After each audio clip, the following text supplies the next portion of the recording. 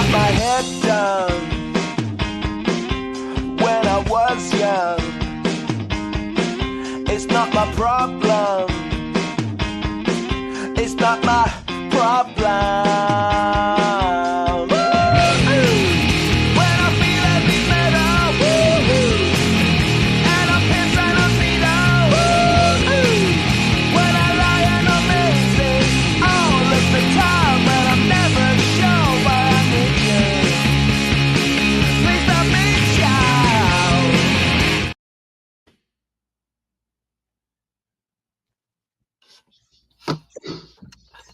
All right, here we are. Welcome to the Prospect Podcast. Coach DePascal here. Coach Schumann dealing with some off-the-pod issues. Nothing too serious, nothing crazy. Hopefully he will be joining us. If not, then I am more than happy to kind of take the reins and run with it this morning with our great guest here, Georgia Miller. She is a sports psychologist with Rooted Sports Psychology. I'm extremely excited to have her on, talk some crazy stories, some issues, some things that are, I think it's such an important topic nowadays with, all the mental health stuff that's going on. I'm sure she's seen some things kind of change in the last couple of years and whatnot and bring more awareness to it. Georgia, thank you for taking the time and welcome to the Prospect Podcast. Yeah, thanks for having me on, Coach. I'm excited. Not a problem. I will preface this too. Georgia is joining us from sunny Miami, Florida. Take that for what it is as we sit here and deal with, sub 40 temperatures, frost on the ground, all that fun stuff. So yeah, I had my fair share of winters. I did Michigan and Massachusetts. I earned Florida. You did it. You did. Because listen, I will absolutely. God bless you. Minnesota is a beast in itself. And then, listen, Dave and I are both New England college guys in terms of that. So we understand what, a Massachusetts and a New England winter can be. But so, yes, you have very much earned that. Georgia, tell our audience and our guests a little bit about yourself, how you got into this world, and kind of where you're at now. Yes. So I do have to correct you. My official title is not sports psychologist. Go ahead. I take it away from the people who have the PhDs. Go them. I only have my master's. So my official title is sports psychology consultant or mental performance coach. And I've been in the field for over 3 years now. And I went to grad school at Springfield, outside of Boston, got my master's in athletic counseling. Great school. Yes, great school. I always thought I would be a volleyball coach. Volleyball was my sport in college, and I knew I wanted to do something with athletics, coaching, but then I fell in love with the mental side of it. So went to grad school and then immediately went into, I was working for a different private practice, and then I launched my own private practice this last year. And I'm also an adjunct professor at Springfield where I teach a class and mentor graduate students. So that is what I'm doing now. And majority of my day-to-day, I'm working with athletes one-on-one. That's 90% of my work. And then I also work with lots of coaches, parents, and teams as well.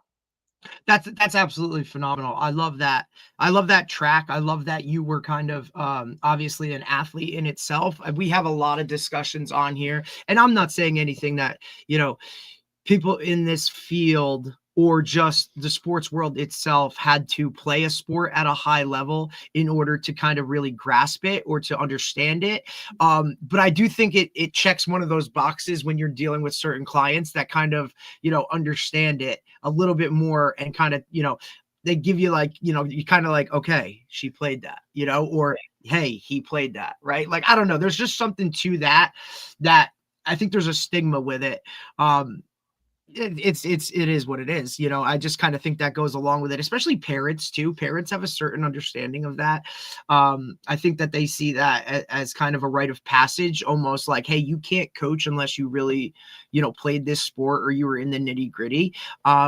And I don't really agree with that, by any means. I mean, especially with the way the world is now with technology and all those kind of things, I feel like anybody can kind of grasp it, understand it. If you're good at your job, I don't care what you did previously or whatnot. Georgia, talk about, some of the day-to-day things that you deal with. What are some of the things that you see, that athletes, coaches, parents, what are the hot topics of what your clients are dealing with on a daily basis? Right. That's a very loaded question, but you Absolutely. said hot topics, so I'll drop some of the hot ones. So the majority of athletes that come to me, they're usually practicing great, no issues in practice, but come game time, they're completely choking. It's usually rooted in some sort of fear of failure. I'm working with them on letting go of mistakes, lots of perfectionism out there. That's a big one. Confidence, lack of confidence, overcoming social approval. We care way too much about what other people think of us. So especially the high schoolers. Don't get me started with that one. Managing pressure and nerves, to just name a few. And then, of course, you got the crazy sport parents who are just very controlling and putting so much pressure on their kids. Usually they're very open to feedback, though. So I'm working with a lot of parents on that, on how to just really help their child succeed in their sport and not put so much negative pressure on that. I love that. I love that. I'd love to look. I mean, of course, I gave you a loaded question to start to see kind of which way we wanted to take this. I would love to know. And you said that parents are very open to feedback, right? When it comes to that, for the most part, there's always those outliers. Oh, of course, absolutely. It doesn't matter who you've worked with, how many degrees you have, how many books you've written. Some parents or people in general, they know better, right? Like that's just way of the world. Look, I'll preface it as a high school football coach, like been doing this for a long time. I think I just finished 16 seasons, something of that nature. Like I've run the gamut and you've seen it evolve and change and all of those types of things.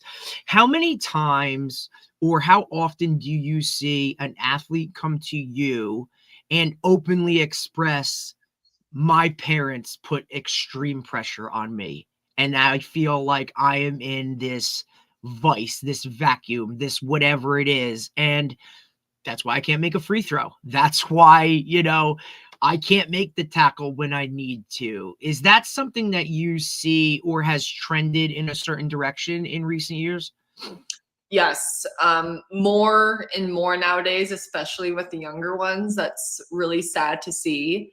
But I have so many athletes, coach, that will literally be looking in the stands at their parents' reaction every time sure, that drives you crazy as a coach, right? Woo! I mean, it's literally a conversation. And again, it's really kind of one of those things that you see them as incoming freshmen, because I high school, so I'll deal with high school, right? Where, look, this isn't youth ball. When we're on the sideline, like we're not looking that way. You know what I'm saying? Like we're focused on the game. We're focused on our teammates. We don't come off the field and like look to the fence where are mommy and daddy. Now, I also think that there needs to be a standard set in that programs preseason meeting or, something of that nature. Look, parents are always going to be parents. Fans are always going to be fans. That's just kind of the nature of the beast. You just hope that your facility is set up where there's a track and then there's some stands, right? Yardage and some distance, right? It's why I've always said I could never coach an indoor sport, like not happening. Too close. Some of the things way too close. Some of the things that fly on that sideline are left. That's where they should be set. But I do think that it's in recent years, I have seen a lot of players looking for that approval of like, and it doesn't even have to be, it's not even like say football specific or XO specific schematic. It's like, did I do okay? Right, they're looking for this, like, good job, sweetie. Or they didn't do something good, right? And they know, like, when they come, like, they're looking for that. Is my dad gonna like rip me apart? Is mom gonna like, you know what I mean? And look, we've had issues where now you have other parents yelling about like, hey, block for my kid. And, you have all of these just like crazy situations, and it's a toxic environment. So to get them to break that is very, very difficult. And I understand it. It's all about approval.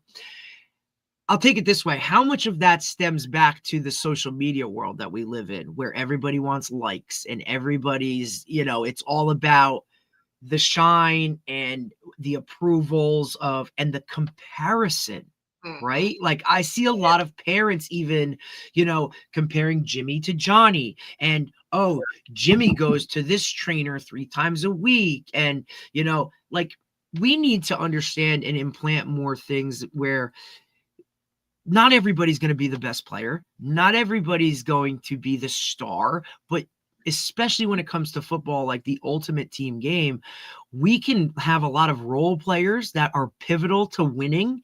And we need to be okay with that. That's the real world. Not everybody's going to be the quarterback, and not everything is, takes on that, big persona type of thing. I think it's really difficult for kids to deal with.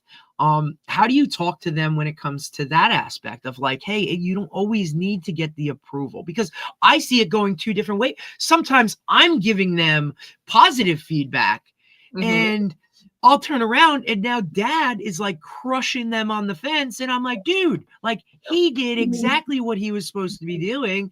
And if not, like he did it better than like all this stuff. So now you're constantly combating this back and forth. Like I really wish parents understood their role as a support system, a positive support system a little bit more. But it's very interesting. So how do they deal with, how do you tell them to deal with that? Yeah. Well, if the parents are open to me working with them, then I always usually have a session with them and explain to them the consequences of that.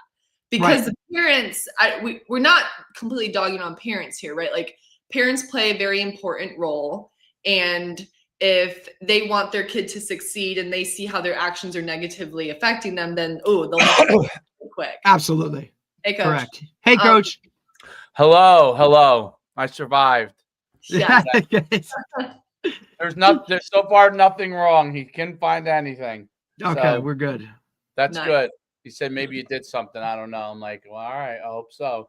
Yeah, you'll find out. I fear the root canal. That's what I fear. Oh. But it wasn't that. So that's the good thing. That's the only thing I really fear. I could handle a cavity. You know what I mean? I could handle that. As long as you can eat Thanksgiving on Thursday, that's what I was gonna say. That's when you'll find out. That's when you're gonna find out. That was one of the reasons why I went in, because I'm like, you know what? There would be nothing worse than if there's something wrong and eating all this food, and then there's something really wrong, and all of a sudden I go in next week and forget it's a disaster. So she's like, "Come in right now." I'm like, "All right, I'll come in." It's all right. Well, anyway, we're really glad to have you. I'm sorry. I'm sorry. No, you're good.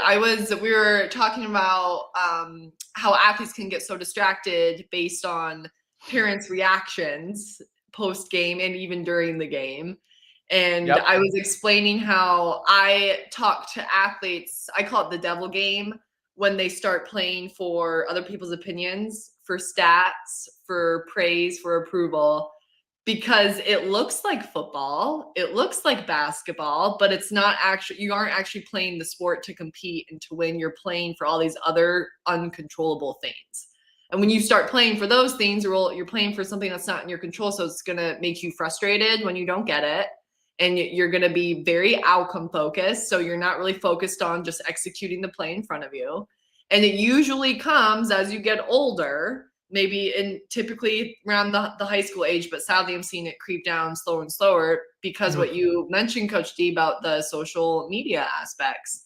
When you start playing your sport, you weren't worried about stats and what other people are thinking. You're just like literally trying to run around the bases or make a tackle or catch the ball, right? Like those things don't come into play till much later down the road as you start forming more and more expectations and seeing, oh, I want that praise from that nice Instagram reel. That felt good. Or when my mom and dad celebrated with me after I scored a touchdown versus emphasizing the effort and hard work that I had. What about I mean all these are and I can tell you that as a coach, I'm a coach and I'm a parent, and I've been guilty of being upset after a game or something like that as anybody else has. And I had these discussions with my son on stuff like and sometimes I don't even always understand the issue like after a thing. So like I always emphasize like working hard or doing something extra and stuff like that. But he brought something up to me which I was shocked at yesterday. I was shocked by this. So, and Derek, I don't know if you'll be surprised by this or not if this ever happens in high school anymore. Like it's been 5 years since I've coached in high school, so other than doing like club stuff. So he brought up to me like his peers who are not actually as good as he is or on a lower team saying things to him. So it's the first time that so we've always, my son's only 10, but like at his school, he goes to a Catholic school, they have at basketball, they have they have varsity and they have JV. At 5th, 6th grade, they have JV, and he made the JV team, and he's doing really well on it. And some of the kids who are on they made a second team for the first time, and some of the other kids that were his friends that are on that, and they say things to him, and it's been bothering him in school. Like so I thought it was something I said, and we started talking, and he's like, somebody said this, this, and this.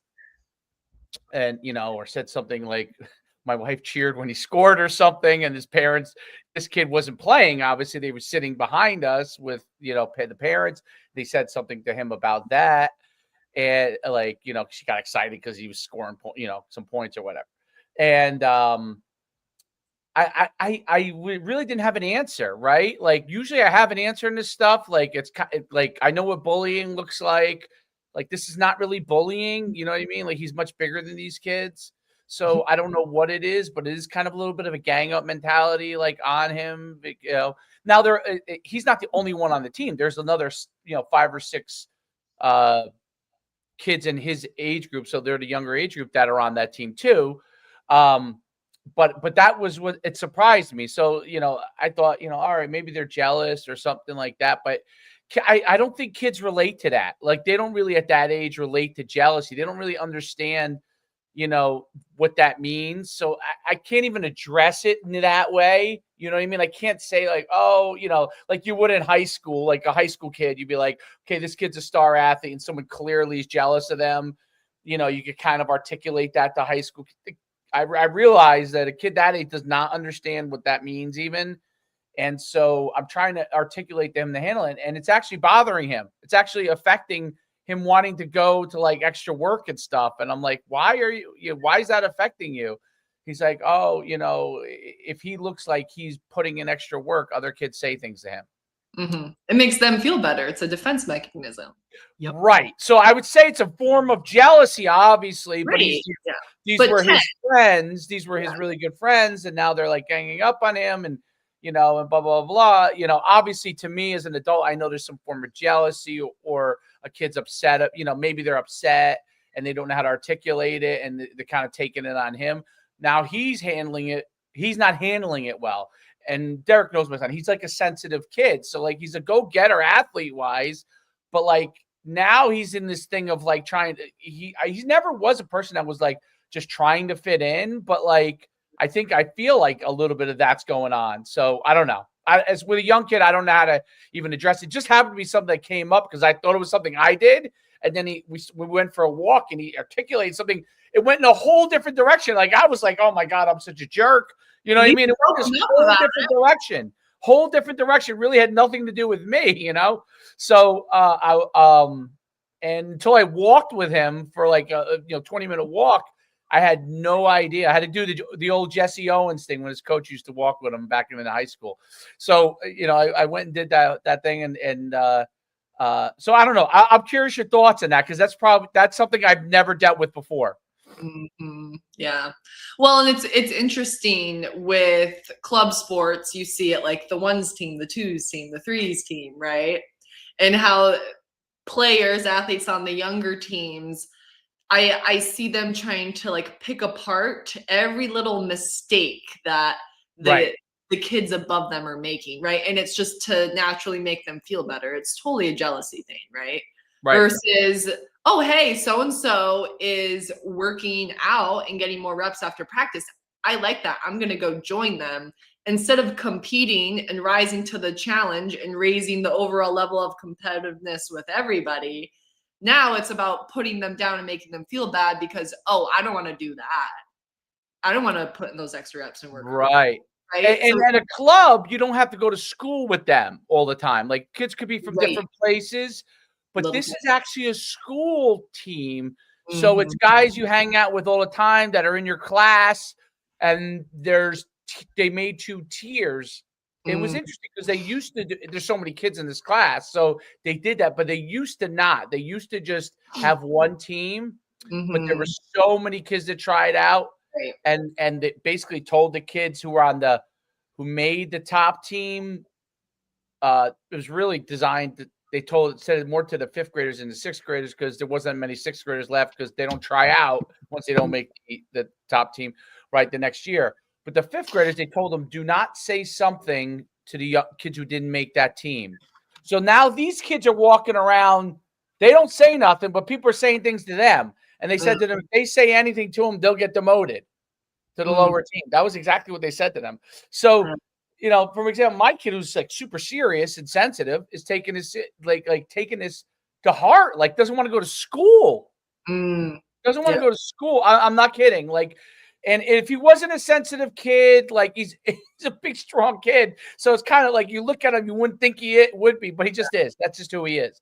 So, but it's like, it's one of the first times where I was just like, and he was just specific. Do not say anything to my teachers. Do not say anything. You know what I mean? That whole do not. Well, because there'll be blowback from that too. Because that's just another, piece of ammo for those youth guys to kind of shoot at him and for his buddies to just use against him. Like, oh, now you went and told mommy and daddy, and you told the teacher, and yada yada. Honestly, like, this is all middle school nonsense stuff. It goes along, like, it's part of it. I don't think it's anything unless it gets to a certain level. I've seen it all the time. I see it with the high school guys. They get after it, and they it's just there's a fine line, and every kid is different in terms of how they deal with it, or how to heart they take it and whatnot. Yes, Troy is more of a sensitive kid, being around him. Like, he takes this stuff, like, feelings matter to him, whereas some kids, like, they wouldn't give a shit that, hey, dude, like, I'm better than you anyway, so whatever you say doesn't really matter. Doesn't matter. You know what I'm saying? Like, keep talking, dude, but, like, I'm playing, you're on the bench. That's how we're wired. Like, you know what I mean?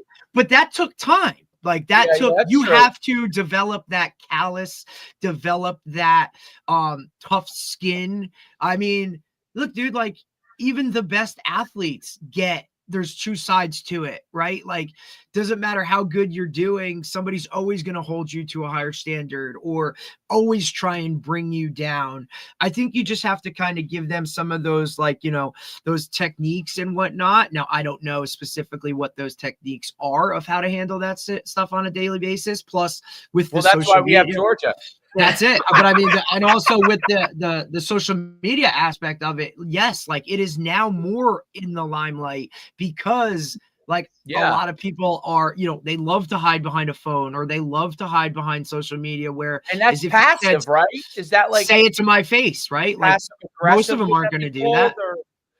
So that's a good point, right? But I could see now, for the first time, I could see how that could then become, and it's a way bigger issue, I think, with female athletes a lot of times than male athletes, because that the looks and how you look has become a big deal, especially with all this, college, this NIL stuff. But as far as, like, I could see for the first time, I could see where the line goes to start to do stuff social media wise, right? Like, do you like, are there techniques that you try to give kids, high school kids, middle school kids to cope with? Parents are a big issue, obviously, right? I mean, I'm an issue sometimes, I'm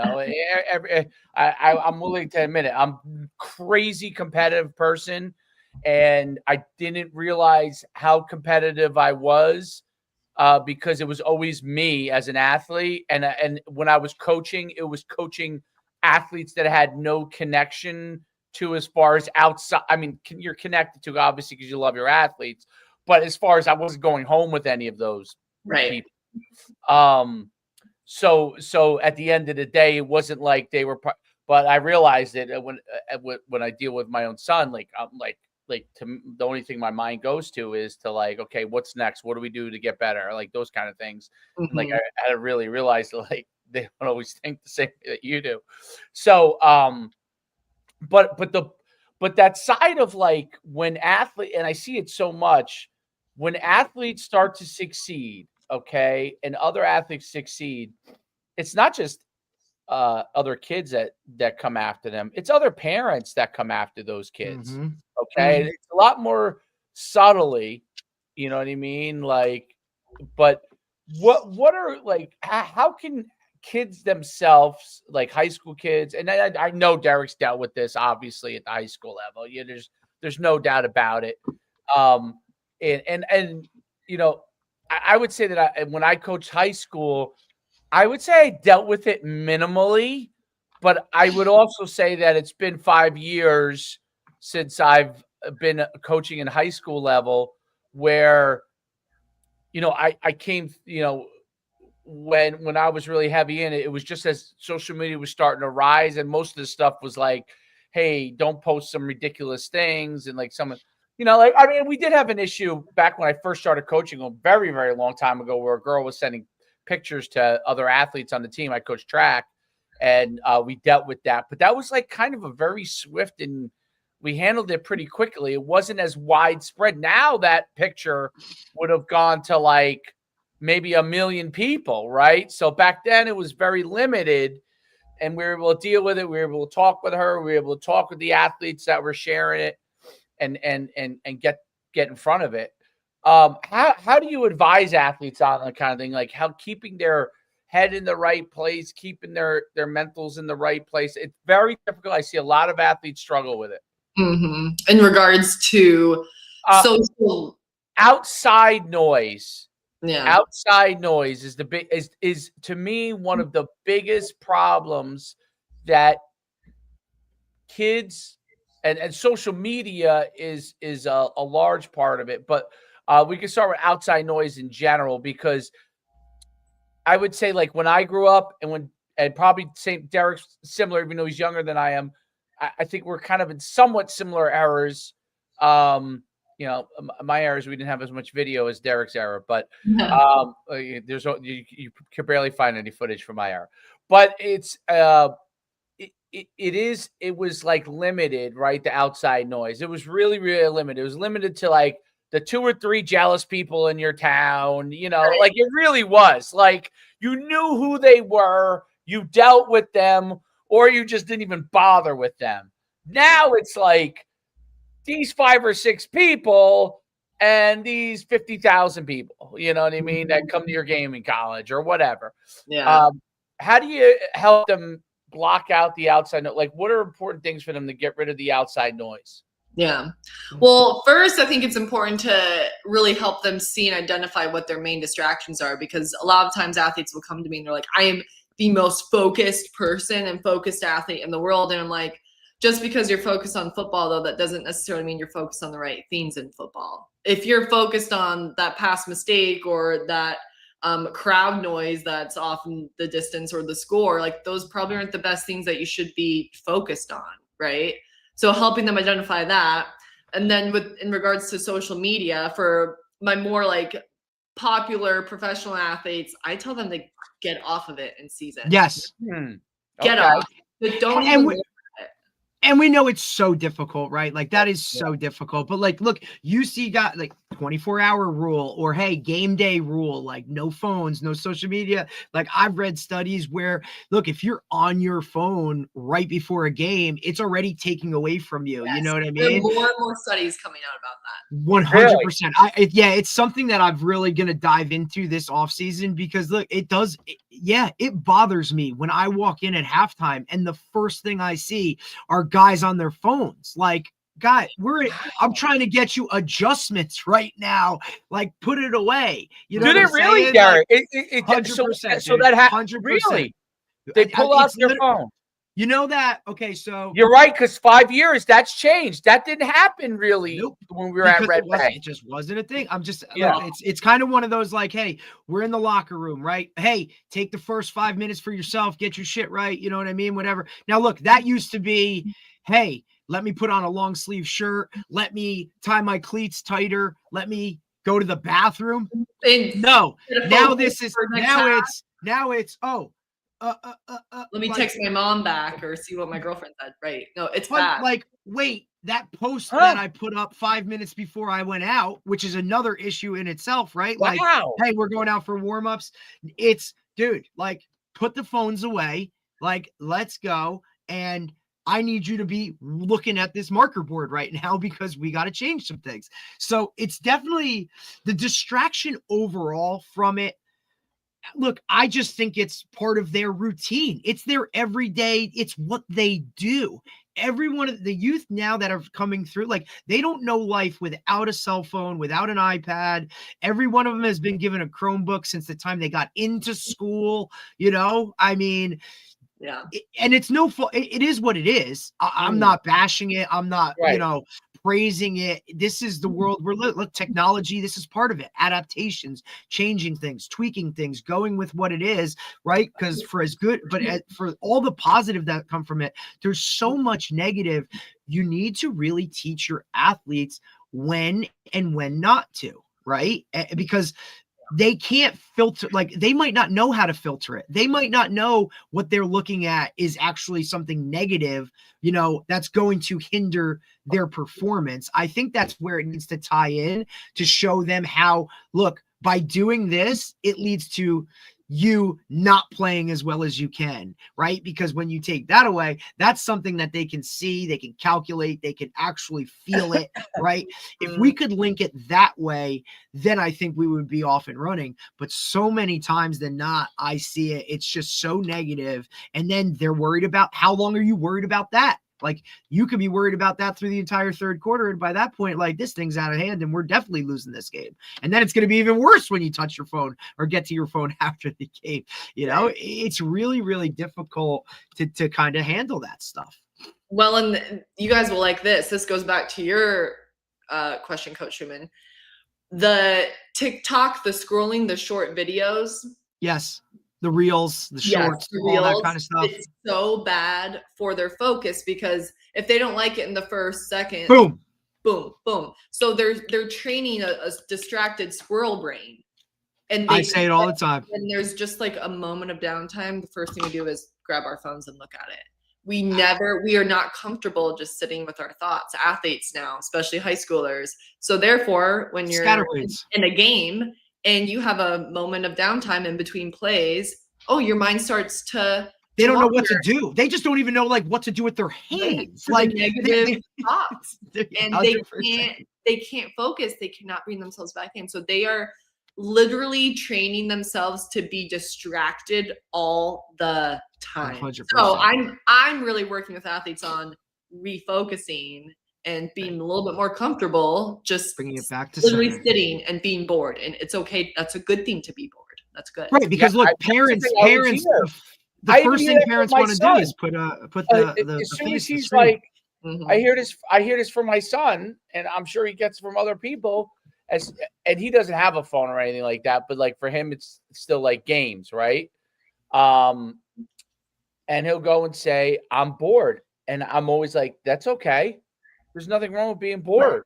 Go outside, read a book, go out." I mean, the one thing he does play and stuff like that, so that's good. And he'll want to go get a friend and go play with a friend, and like that's one of the things I've had to become cognizant of when he says, hey, I want to go, like, can one of my friends come by or whatever, right?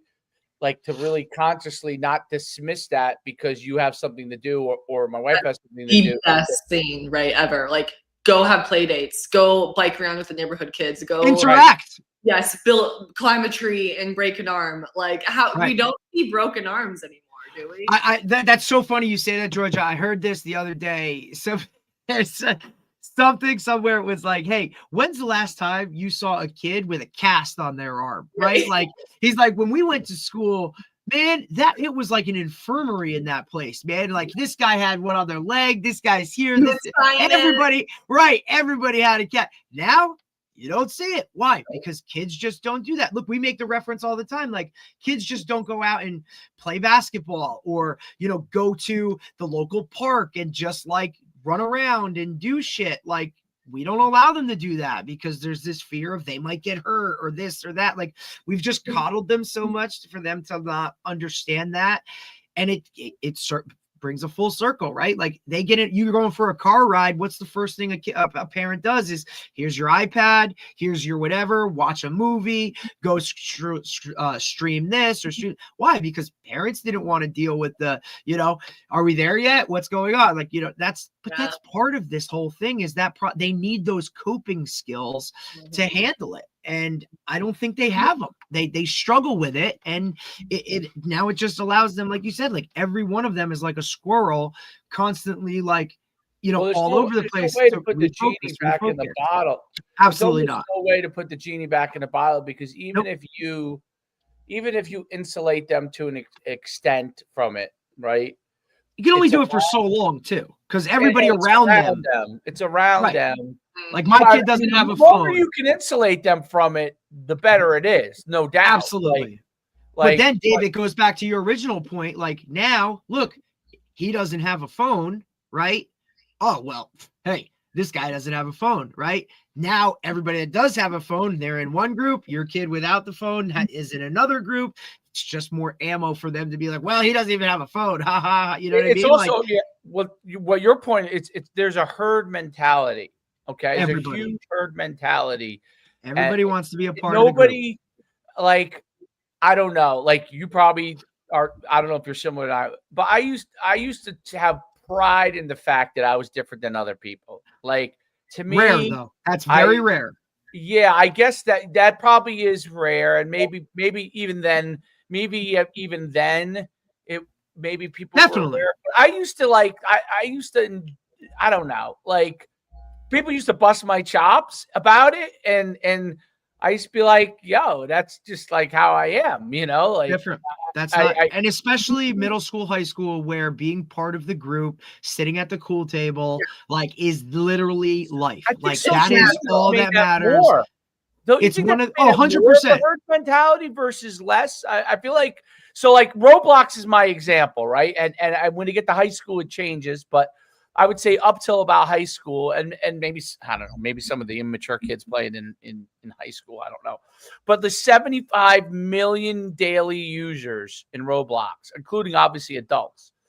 All right. It's the highest. I just watch this whole thing on it. It's the highest amount of predators, meaning like child predators, not just like young kids. I mean, like adults to like high school, right? Like sexual predator, all those kind of things, right? All the way along the lines.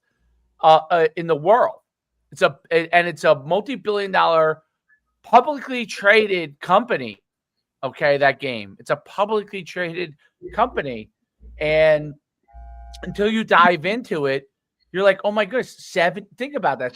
That's like a mid-sized country. You know what I mean? 75 million daily users that are on there. You obviously very difficult to probably guess because of all the different activities that are going on.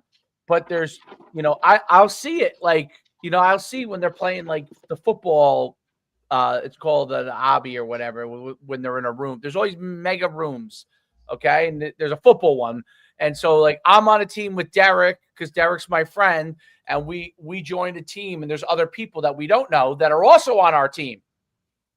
And on the other team, there are a bunch of people, 11 guys and whoever, it could be guys, girls, whatever, operating each individual player, right? You don't know who any of those people are other than you and your friends that chose to go in that team, right? Now, you can't, as a parent, like if I'm not there when that's going on, how do I know someone doesn't say something to a kid, right? And that's that's the whole thing of like, and that's different than the athlete part of it, but it's the whole herd mentality. Like everybody goes to these one or two areas for things, and they're all on it, and they're all doing it. And how do you get kids comfortable with their own individuality? You know what I mean? Like, and it's the same thing with like, my kid goes to Catholic school, but on the public school side where, politically there's like a movement to do this or to do that, to be overly inclusive. And then you got all of a sudden people who normally would like, I think like, hey, teenagers, they question themselves when they become teenagers. That's natural. Right. And all of a sudden we're saying, hey, you should go get a trans. You should think about changing your sex or changing your sexuality. It's like, hey, kids, when they're in middle school, they have to figure these things out. Yes, there are kids that are obviously could be one kind of thing or the other, but there's a lot of kids that are figuring it all out as they're coming through. And then we're pushing them in this herd mentality to choose a side on something, to choose whether they're heterosexual, whether they're homosexual, like whether they feel comfortable with their bodies. Like I listen to see these things like online where these, like, why, let them be kids. And so how do we get to embrace comfortable with a person? I'm not talking about like sports, like just who I am, what do I enjoy, what kind of friends do I want to be around? How do we help them to like figure those kind of things out in a good way? Because I think that part is going away a lot. It's crazy to me. Yeah. Well, I think a lot of it goes back to the confidence piece, right? And making sure we're highlighting their unique strengths, their unique abilities. Derek and I were talking about before you got on how it's so important that like your role. I'm kind of connecting back to sports here and team roles, right? Like you don't need to be the star player all the time. Maybe you're just the player that provides the comedic relief on the bench. And that is amazing. Every single team needs somebody like that. Right.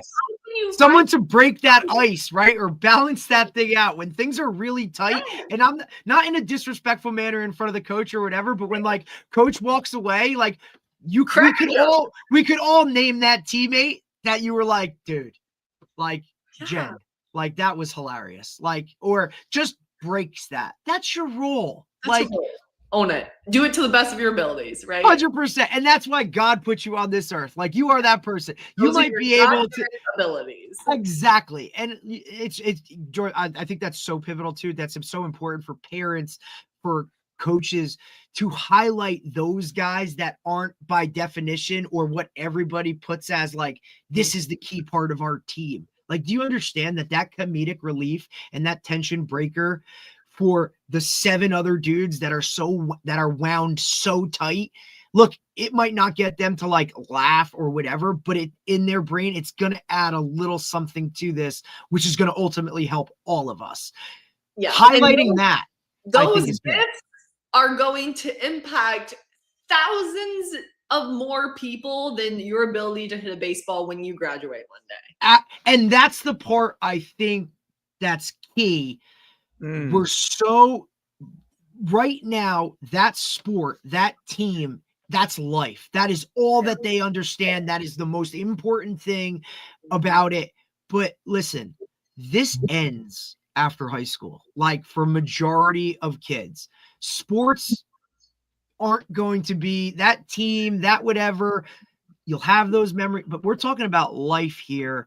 And if I can teach you some of these skills and tell you like what you're learning here is going to roll through and help you for the next 80 years of your life, that's the piece that's when you get those guys that, they graduate 3 years down the road, they're graduating college or they're doing whatever, they're getting married, they get their first job and they shoot you an email, right? Or text you and they say, coach, like, man, I'm so glad I had that interception against whatever, but when you talked about this has helped me so much. You know what I mean? Like those are the things I think we need to focus on more and then can help the kids, moving forward. But it's really hard because all they think about is that sport, how good they are. They're the starter. They're not the star. They're this, they're that. Like, that's great, buddy. Like, you see it transition from middle school to high school, the kid that hit puberty early and now all of a sudden has stayed the same and everybody else around them has gotten a little bit better. How do you deal with that? And parents deal with that in a different way too. That's really tough. That's a very tough one, I bet you, for those kids. Like I think we've talked about that a couple talks, but really never like those kids who they just hit it earlier. Yeah, they were youth stars, and then they're kind of like resigned to a role, and their parents they don't understand it either. They don't have middle school. They were being told, "Hey, you're going to Alabama," and now although they probably should have just looked in the mirror and figured out what they were athletically. Probably mom's 5'2", dad's 5'8". Like this ain't exactly what we're athletic. You know what? You did a great job making them more athletic than you were, so you deserve credit for that. But you're still limited by a certain amount of genetic code. Yeah. So, or let's hold them back a year and let them grow more, so they'll get recruited to a higher school. Yeah, that's the norm now. That's the norm. That is the norm. Everybody. That is the norm. This senior class, I had a total. Dave, you'll like this statistic, Dave. I had 15 seniors this year, and I think 5 were reclasses. Wow. Well, I would say that, like, in my and the way that what is your cutoff birth date wise at Brick? What is it, October? Yeah. Right. So that October kind of frame, right? Pushed it through, like when I grew up in North Jersey, and I think yours was the same, it was January 1, right? Yep. So, it was always that. It was always a January cutoff. So that push forward of 3 months, I think, confuses a lot of parents, and a lot of parents also, at least where we live, move them back even more. I can't tell you how many kids I'm like, wait a minute. Like, so if you're towards like the middle of the year, you're actually like being at the end of the year and under the old thing. And that forces like, so people are already quote unquote reclassed to begin with because they're in October, they're actually like 4 months older. That development that's needed to look, we're talking about this, right? Like to deal with these issues, that maturity, that, under that level of self-awareness or understanding, right? I'm sure that's something, Georgia, that you deal with, working with your athletes and parents and that. It's like, well, they're just might not have that development yet to deal with this and that understanding. So let's give them some skills to do this, or have them sit down with me a week. Look, you're doing God's work, Georgia. You're helping, because look, a coach can only do so much and ultimately can only touch on that level. So, without it, right? Because, I also got to hold you accountable and hold you to it. So for me, that's why I think a balance within a coaching staff is so important. Like every kid on a staff and every staffer needs to let, hey, that's my guy. Good cop, bad cop type thing. This one can, hey, I can relate more to him or understand it. I get it. Hey, he's got a divorced parents. Like, hey, I'm from a divorced family. Like just that level of understanding and that's why I love football, because there's so many assistants, right? Like we can divide and conquer, because every one of those kids needs that. But I think the extra piece that you add, Georgia, by doing what you do, I think we're only going to see that rise more. Look, your big time programs already have it. Like there's 3 of you on staff. Explain more of, so like what does a sports psychologist role? Okay. What is the value for athletes on that? And talk about like some of the stuff that you go and you take care of for athletes and how you help them on an individual or group basis. Well, you can have the best physical skills in the world, right? But if your mind isn't right, there's no way those physical skills are shining through. So I was telling Derek, like, I'm working with a lot on composure, perfectionism, fear of failure, confidence, trusting, focus. Like, I'm helping them with all that.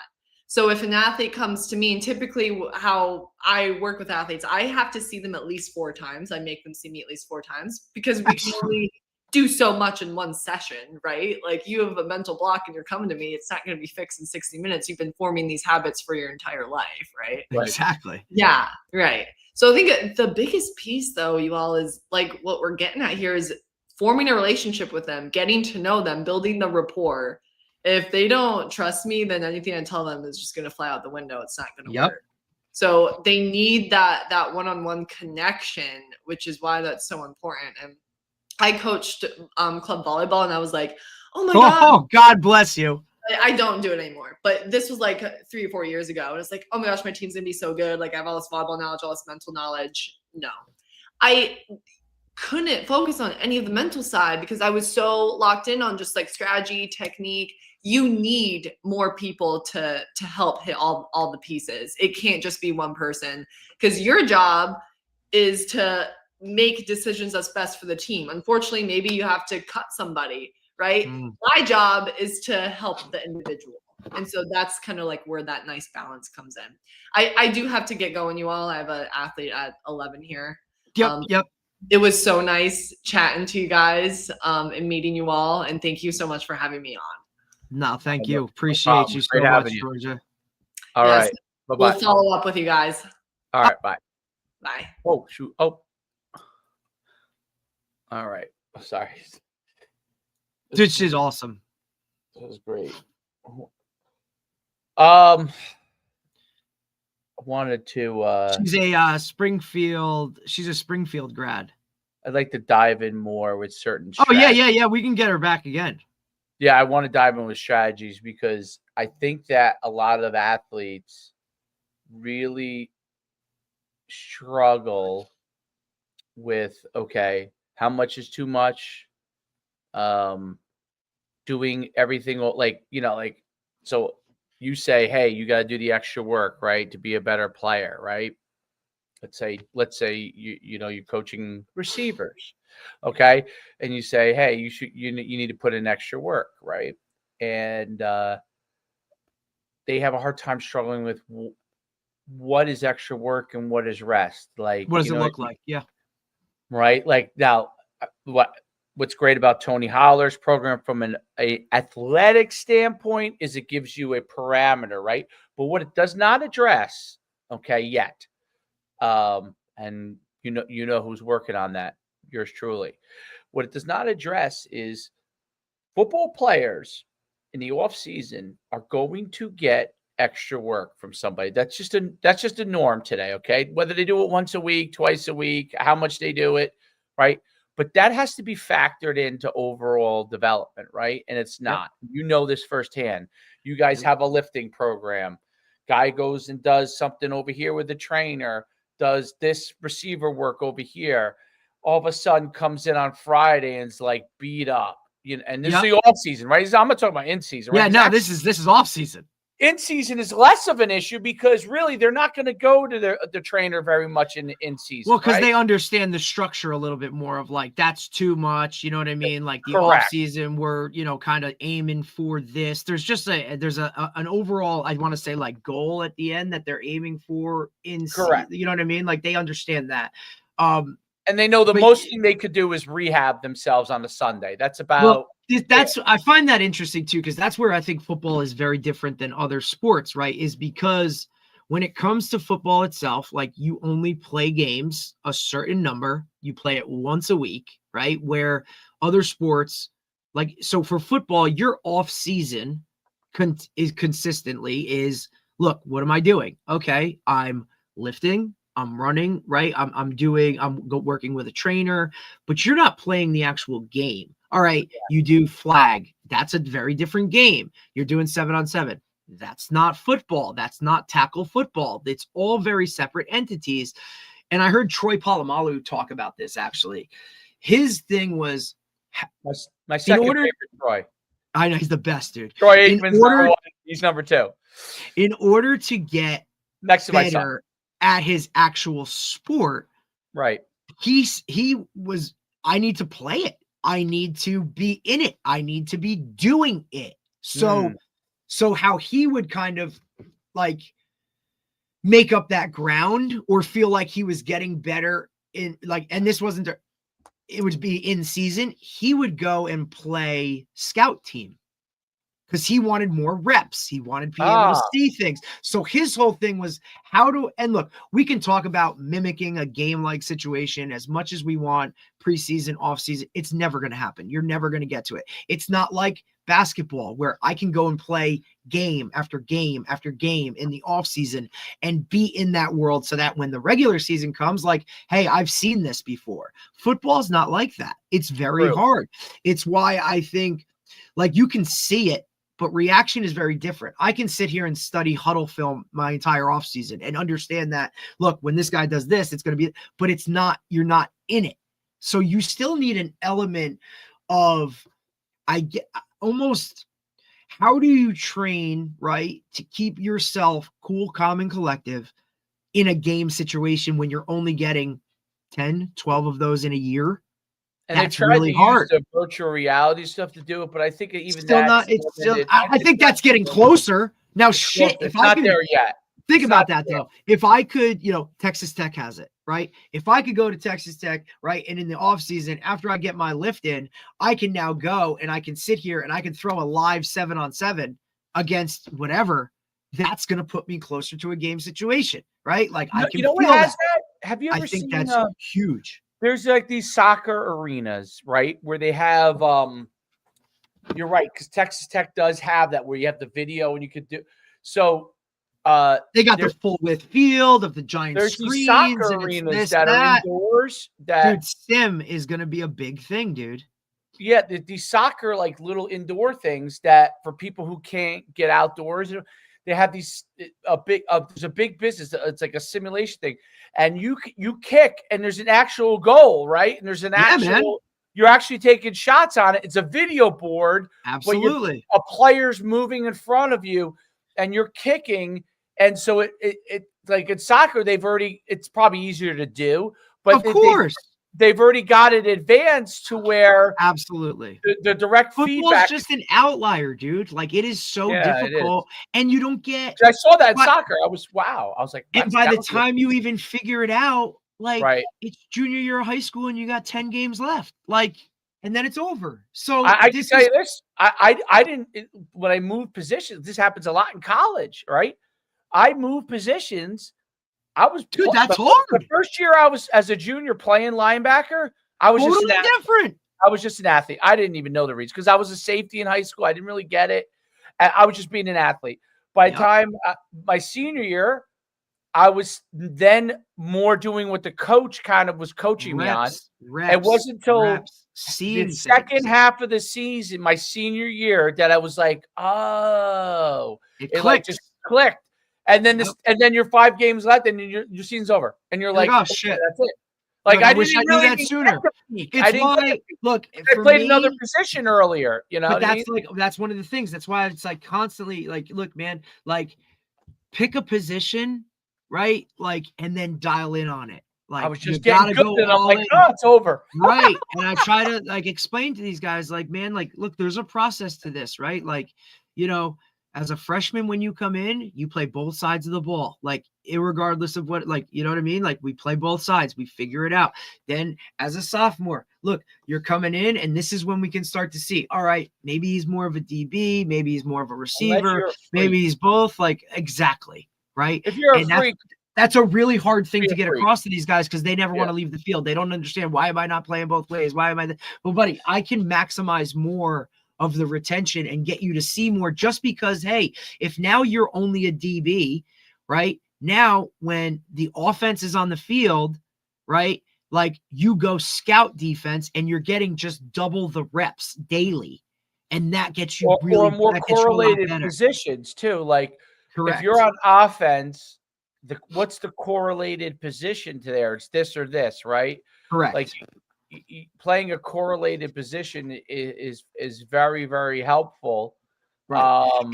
And the whole thing too of like literally breaking it down to even more so like, hey man, being a corner isn't being a safety, or being an inside receiver isn't the same as being an outside receiver. Like as the level of ball increases, the splitting of hairs when it comes to that changes, right? Because what's a safety in youth ball? Hey man, stay over the top. Don't let anybody get deeper than you. That's pretty much worried about. Like, just do that. You know what I mean? But now the intricacies. Don't let anyone score if they break through. 100%. Like, chase a guy down, go tackle and go. Like, you know what I mean? Like, the intricacies of it just change. But I think that's something that's so different. It's one of the other things that makes just football great, dude, is you don't get that many opportunities to play live games, right? So look, if you get to play special teams on varsity and then JV on Monday, buddy, you're already like, you should be loving life because you're playing in 2 games a week. You know what I mean? Like, that doesn't happen for everybody. Most football players, so if you play in high school, I would say most football players finish high school. If they just end up, that was it. That's it. They most of them, unless they got a full 2 years of starting, probably feel like, oh, they're just learning what they need to learn, right? By the time they finish. And if in college, you get the feeling like that, unless you're like a 2 or 3 year starter, right? Because then if you're a 3-year starter, like by the 3rd year, you're starting to maximize, you're starting to master your craft. But it takes time to master your craft. But that's why I say to guys, look, most man, of these guys are just athletes for the most part. And that's what I say to, and that's where I think coaches need to understand that more of like, hey man, like you can win games with a lot of athletes just figuring stuff out. So to spend all that time trying to like, hey man, this is your read here, or this is your that, this over like, on that, dude, we overcoach it so much that now it takes away from the athlete. Let them go out there and do what they do, bro. Like, let them go. Because now when you get them thinking, they're slowing up. It just isn't the same, brother. Like, you know what I mean? Like, that's the part. And I say to guys, well, I literally break it down for them too, Dave. And this is like something that's really been eye-opening for them. I said, look, fellas, like, here's the deal. Okay. Start from sophomore year. Even if you start both ways, right? Just do the math, dude. How many plays a game, both sides of the ball, how many games a year? Like, by the time you finish, like, majority of your career is already over, dude. You know what I'm saying? Like, it's just not. So when you put the math and literally lay it out, and I said, look, and that's if you start both ways as a sophomore. Most of you will never, first off, never start both ways. Right. 2, so you should be begging to get on every special team for me because it gives you more plays. Right. Junior, like you may have 1 year of actual this much. Like, so if you want to break it down to total number of plays in your entire career, right? Like, it's why you want to be good because you get more games. You know what I'm saying? Like, but if you're an average team where 10 games a year, guys, that's only 30 games. And that's before we even get into breaking down how many actual plays within that game you're getting. So, like, that's why basketball players and soccer players and baseball players can really get a certain level of expertise by the time they're done with their high school career because 100%. They have so many games. It doesn't mean the baseball, you play 2 games in a day, for Christ's sakes. You know what I'm saying? Right. Like, and they probably still don't because hitting a ball is very difficult. Dude, my father always said the hardest thing is baseball, hitting a round ball with a round bat. Hardest thing to do. Hands down, dude. Like, although I would say I wonder the two toughest things probably in sports are hitting a baseball or hitting a ball that doesn't move, which is hitting it correctly, which is golf. Meaning so many. But that's why so many people love golf because you're never going to be perfect. Like you just can't. It's like almost impossible. Ball doesn't even move. Like, it's you like, that screws up. It's right. So in baseball, for competitors like us, I'll pitch you, but the ball never moves in golf. So when it's a bad hit, it's you. This club, this swing, that, you know what I mean? Oh, the course today was wetter than it was somewhere else. Or you know what I'm saying? The grass is higher over here. Dude, it's why the ultimate competitors, Michael Jordan, worship golf. Right, because they can't get good at it. because you can't master it. Johnny Manziel on the golf course every day. Like, you know what I mean? Like these It's very hard to master. That's why I never wanted to try it. I'm like, dude, I can't do this because, you know, look, one, I'll be on the course every single day, right? I'll just be trying to master this thing on the regular because I just know who I am as a competitor and what I, you know what I mean? Like how everything I do, like just flocks to it. But I think that's what makes football great is because you have to freaking like, it's just hard to mimic. That's why you get so excited for football season, dude. Like I only have 10 of these. Like, let's go. You know what I mean? And then like it's over. Then you're done. It's not like, oh, basketball. Okay, well then we have summer league, we got AAU, and we got the, you know what I mean? Like, and then even when you finish, like, hey man, I'm gonna go to LA Fitness and we're gonna run some games or whatever. Or hey, baseball, like, hey, I'm gonna play in a men's softball league or whatever that shit. Like that's just you know, like no soccer. Like you have men's soccer league. No, look, unless you're 37U. Yeah, those guys. I have to say, those guys are crazy. They're crazy. I told you, I did 1 year of semi-pro, dude. It was California penal, bro. I don't know how these guys are doing it for like 10 years. I don't know how to do it. Dude, I look at like our boy Sheed, right? Like Rashid did it forever. He's a New York City semi-pro legend. I'm just telling you, dude, it's the craziest thing I've ever seen. And like up until like 5 years ago, he was still doing this shit. And I'm like, dude, you're out of your mind. Like you're out of your mind. You're crazy. But it's anywhere right now, by the way. Yeah, he spent this year at William Patterson as the DB coach, and he had 2 first-team all NJAC safeties. Their defense, like, oh, dude, unbelievable. Defense like, was not good though. I saw defense, dude, but like you're like I just what it takes to turn things around like that, especially at a perennial like losing type of program. Dude, he's got it. You know what I mean? Like. At least his position group, you know what I'm saying? Because you just know what he is. He builds. He's this. Right. He's got some, kids that are like interested in coming there now. Like, oh, why would I go there? And it's like, hey, okay, like putting guys on the. Oh, that's the hardest place I think in the. Oh no, well, Keene is as hard as that. I think Keene's better. Well, Keene is well. This is what the issue with Keene is. After speaking with Coach Garrett, is the school itself is now upping their academic standards. So now certain players that used to be able to be in and get in, that's not a thing anymore. So the recruiting aspect is going to be really tough. Whereas I think that's where Willie P has the advantage is they can pretty much get anybody in that they want.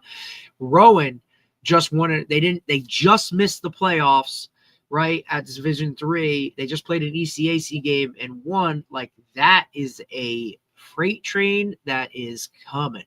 And I mean, he's tapping into everything. He's got a really good thing going down there.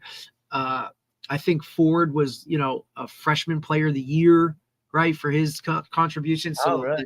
Oh yeah, dude, he killed it. And the caliber of playing, I don't know what he's gonna do. But I think that's something else too. Like he runs such a good program. I don't think these guys are going to want to leave because he's treating it like a higher level than a Division III. Like he's putting together, like trying to figure out how can we do some NIL stuff or whatever it is. Like, you know what I mean? Like he's really kind of up in that ante. So I don't think guys are going to want to leave, dude. Like he treats them a certain way. I think it's going to be really good. If you've noticed recently, Monmouth is doing their whole like run of, okay, every really good player in the Shore, that's a 2026, we'll just throw them a PWO. You know what I'm saying? Oh, that's already coming down the pipe. Oh, this is the whole thing because they were the last one of the last 4 teams not to make the playoffs. So Monmouth didn't even make the playoffs, and because obviously the FCS playoffs are different. But now, now they're all off and doing their whole thing, which is always kind of funny how they do that. But interesting, man. I mean, it's interesting. Our state is different though. A lot of Division IIIs, 1 sprint football team, and Rutgers who has to beat Penn State in order to be bowl eligible. So that should be interesting. 5 and 7, they can't get in, I guess. Guess not. No, I mean, listen, how much of a 1 year? I thought they did 1 year. Yeah, but I mean, look, if you're that bowl committee, how much of a draw is Rutgers? Like, yeah. You know what I'm saying? Like, that's really tough. And now, look, you got to go play Penn State and all that kind of jive. I mean, I don't know. The thing I'm looking at now is how long does it take James Franklin to get Virginia Tech back to where Virginia Tech? You know what I mean? Like, how long? Does it Not take a long year? at all. Is it 2 years? 2 years I think max. with the transfer portal and all that kind of stuff now, dude, I think you can turn around programs in a year. I don't think you have to wait that long anymore. Yeah, I think it could be 1 year, but definitely 2. You might need 2 on the safe side, definitely. That And whole, depending on what assistance he brings along. yeah. Because I don't care what anybody says. Like assistants, like assistant coaches are your lifeline. Like that's what makes or breaks you as a team. Can guys recruit? Can guys do this? Can we bring guys in? Like, are they hot names? Like all that kind of stuff. I mean, I think Virginia Tech's a little different, man. That's not like a higher academic. Like that's going to be tough to get. You know what I mean? Like, I don't know. Is Virginia Tech a better school than Penn State? You tell me. I don't know. Academically, Virginia Tech's pretty good. It used to. I mean, it's an engineering school. It's not like the cream of the crop engineering school, but it is a place that got a lot better because of the engineering component and like how important engineers became over the years. I would say 20 years ago, I would say probably wasn't a phenomenal school, Right. But now I think it's a very good school. I bet you it's probably rated pretty high. Oh, I bet you. Yeah, I mean, and Virginia schools in general are rated very high. Like, yeah, look at like William and Mary, like Virginia. right, like oh my God. So yeah, Virginia is a high academic school. I never James understood. Madison's a great school. James Madison.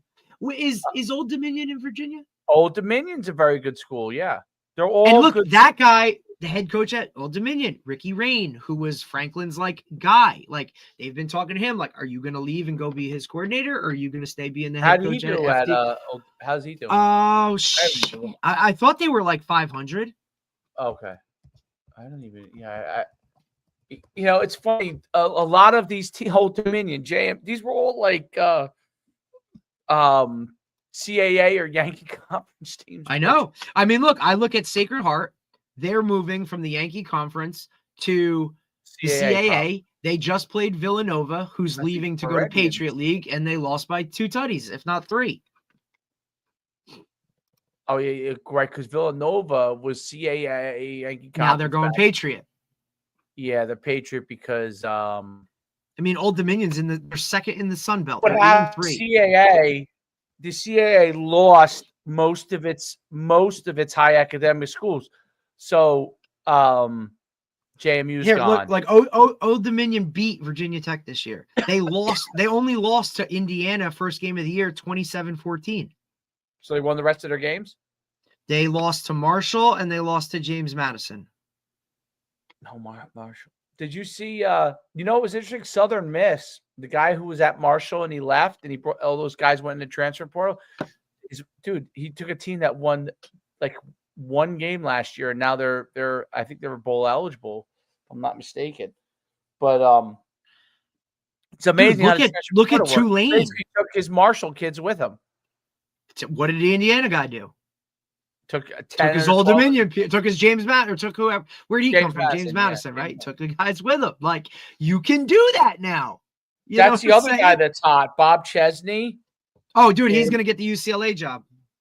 Oh, is that what he's gonna get? That's the guy from JMU. Now I don't look. I'm not a big fan of East Coast, West Coast. Like you know what I'm saying? Like Chip Kelly, I think is the only one that's done it. He's an East Coast guy.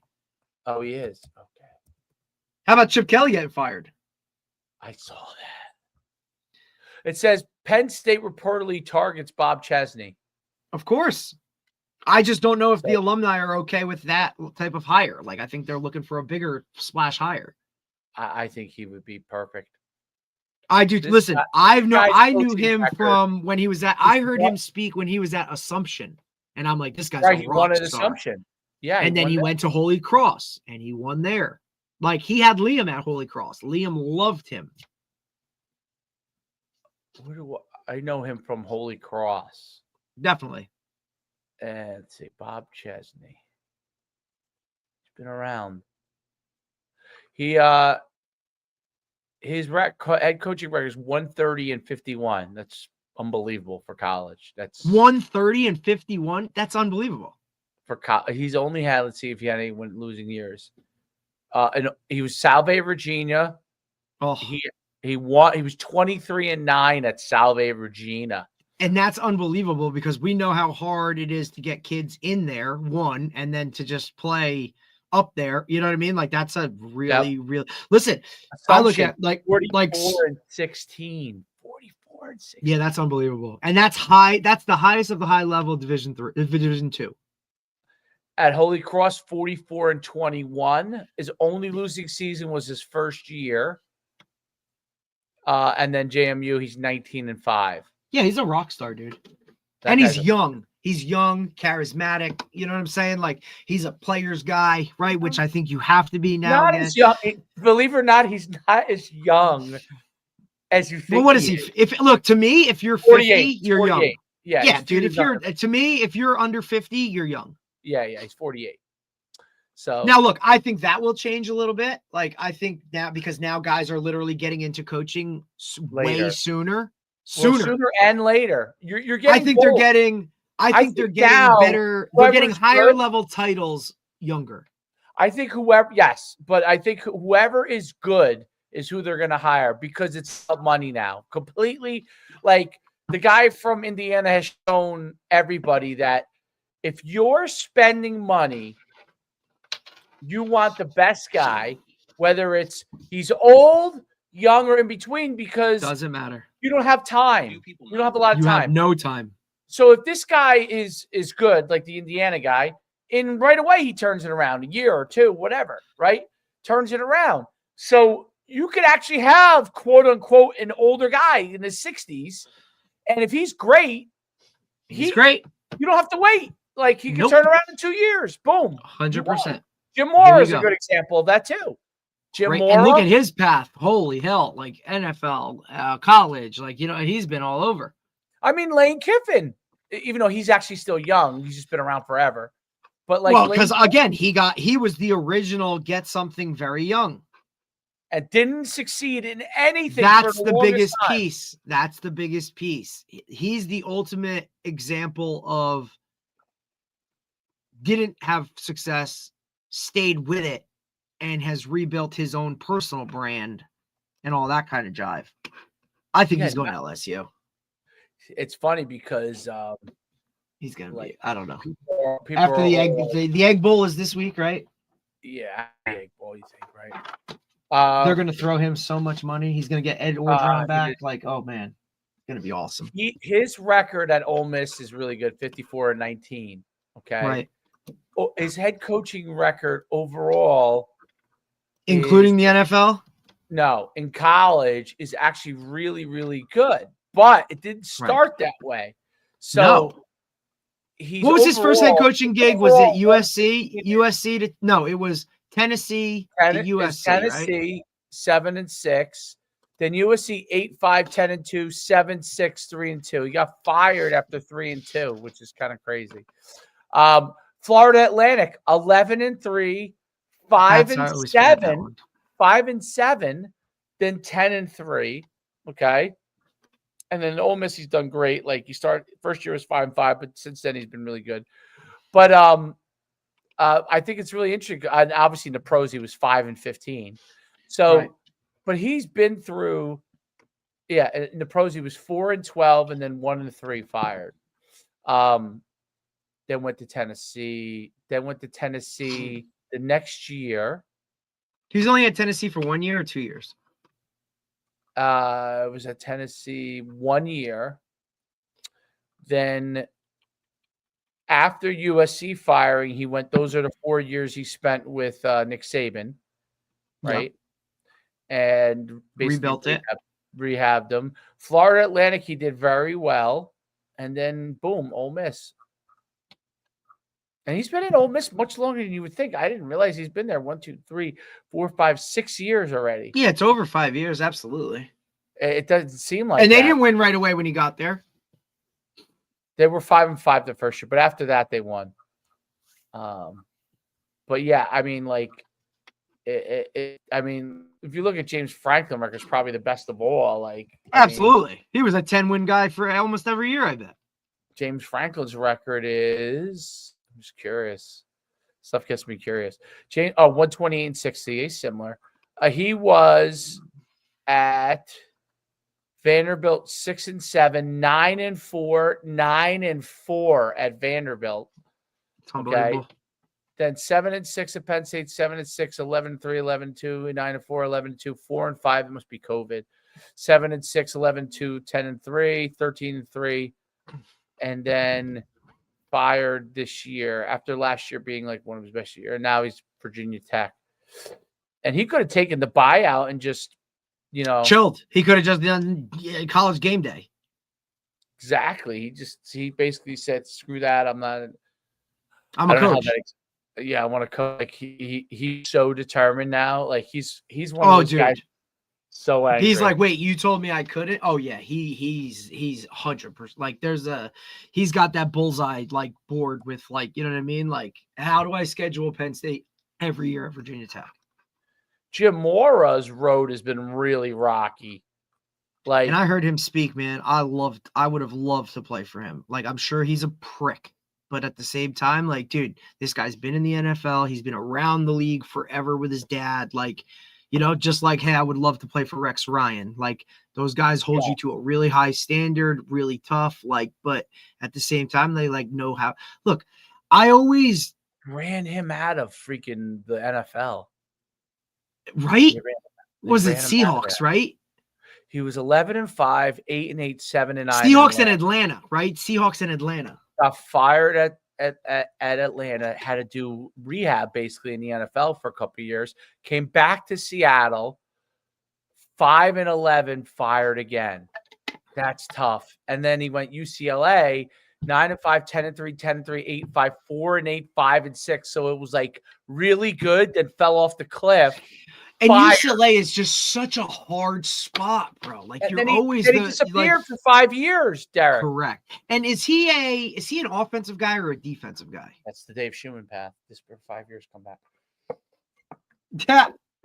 UConn. Listen, this guy's in battle. Like, his overall record is not phenomenal, but he's really done a good job everywhere he's been. Everywhere he's been. And you always look at it like this, like, dude, did they leave the place better than they left it? And that might not be like, the record might not constitute that. Like I said, UCLA is a really freaking hard place, dude. Like, USC is always going to be one. You're in a pro type of town, LA, like, you know what I'm saying? Yeah. Like, look, they just made the move. They're not going to play their home games at the Rose Bowl anymore, right? Because it's like 40 minutes away from campus. Where are they going to go?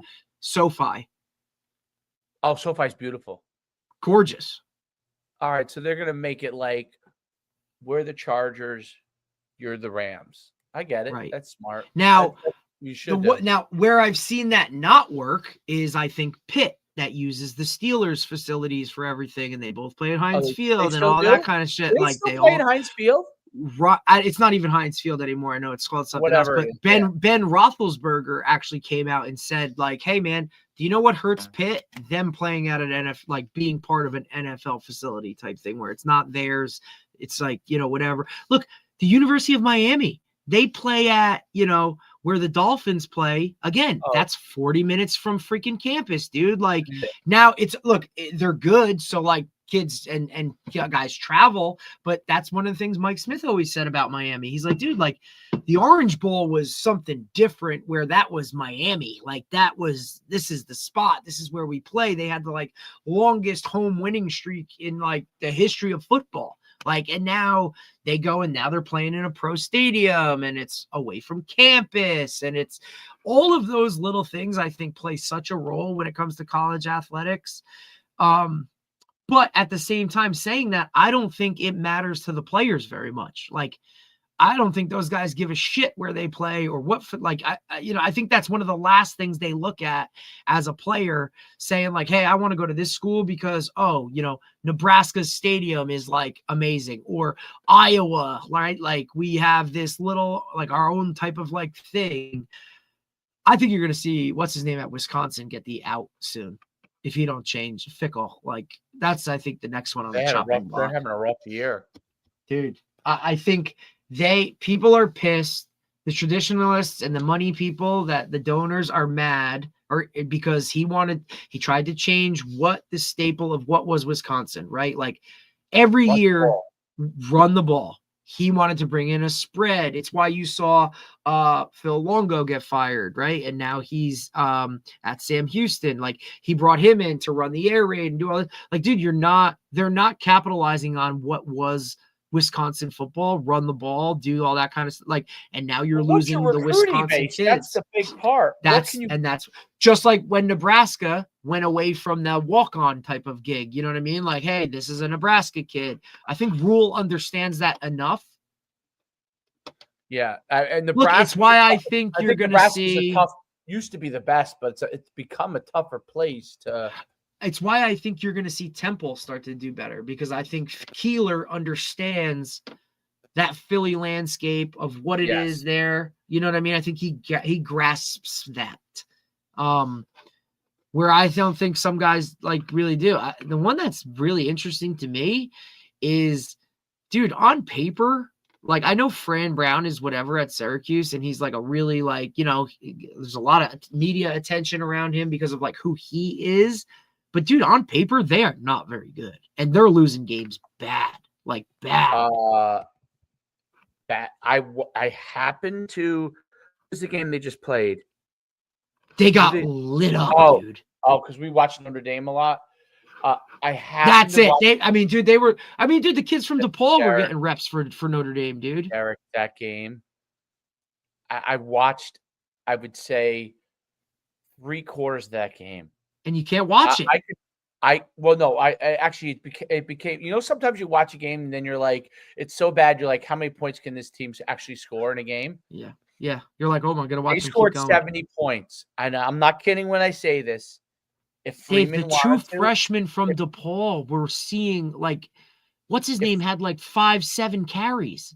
If Freeman wanted to, he could have scored 150 points in that game. I swear to God, I'm not making this up.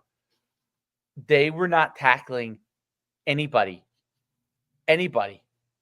Like, it wasn't until they got to the really bottom of the barrel. Not that those kids are bottom of the barrel. Obviously, they're going to be good players. Right. We're not saying that. I'm saying fifth string guys. And it wasn't until they got like those guys in that Syracuse kind of just was physically more dominant than the fifth stringers. You know what I mean? Like, yep.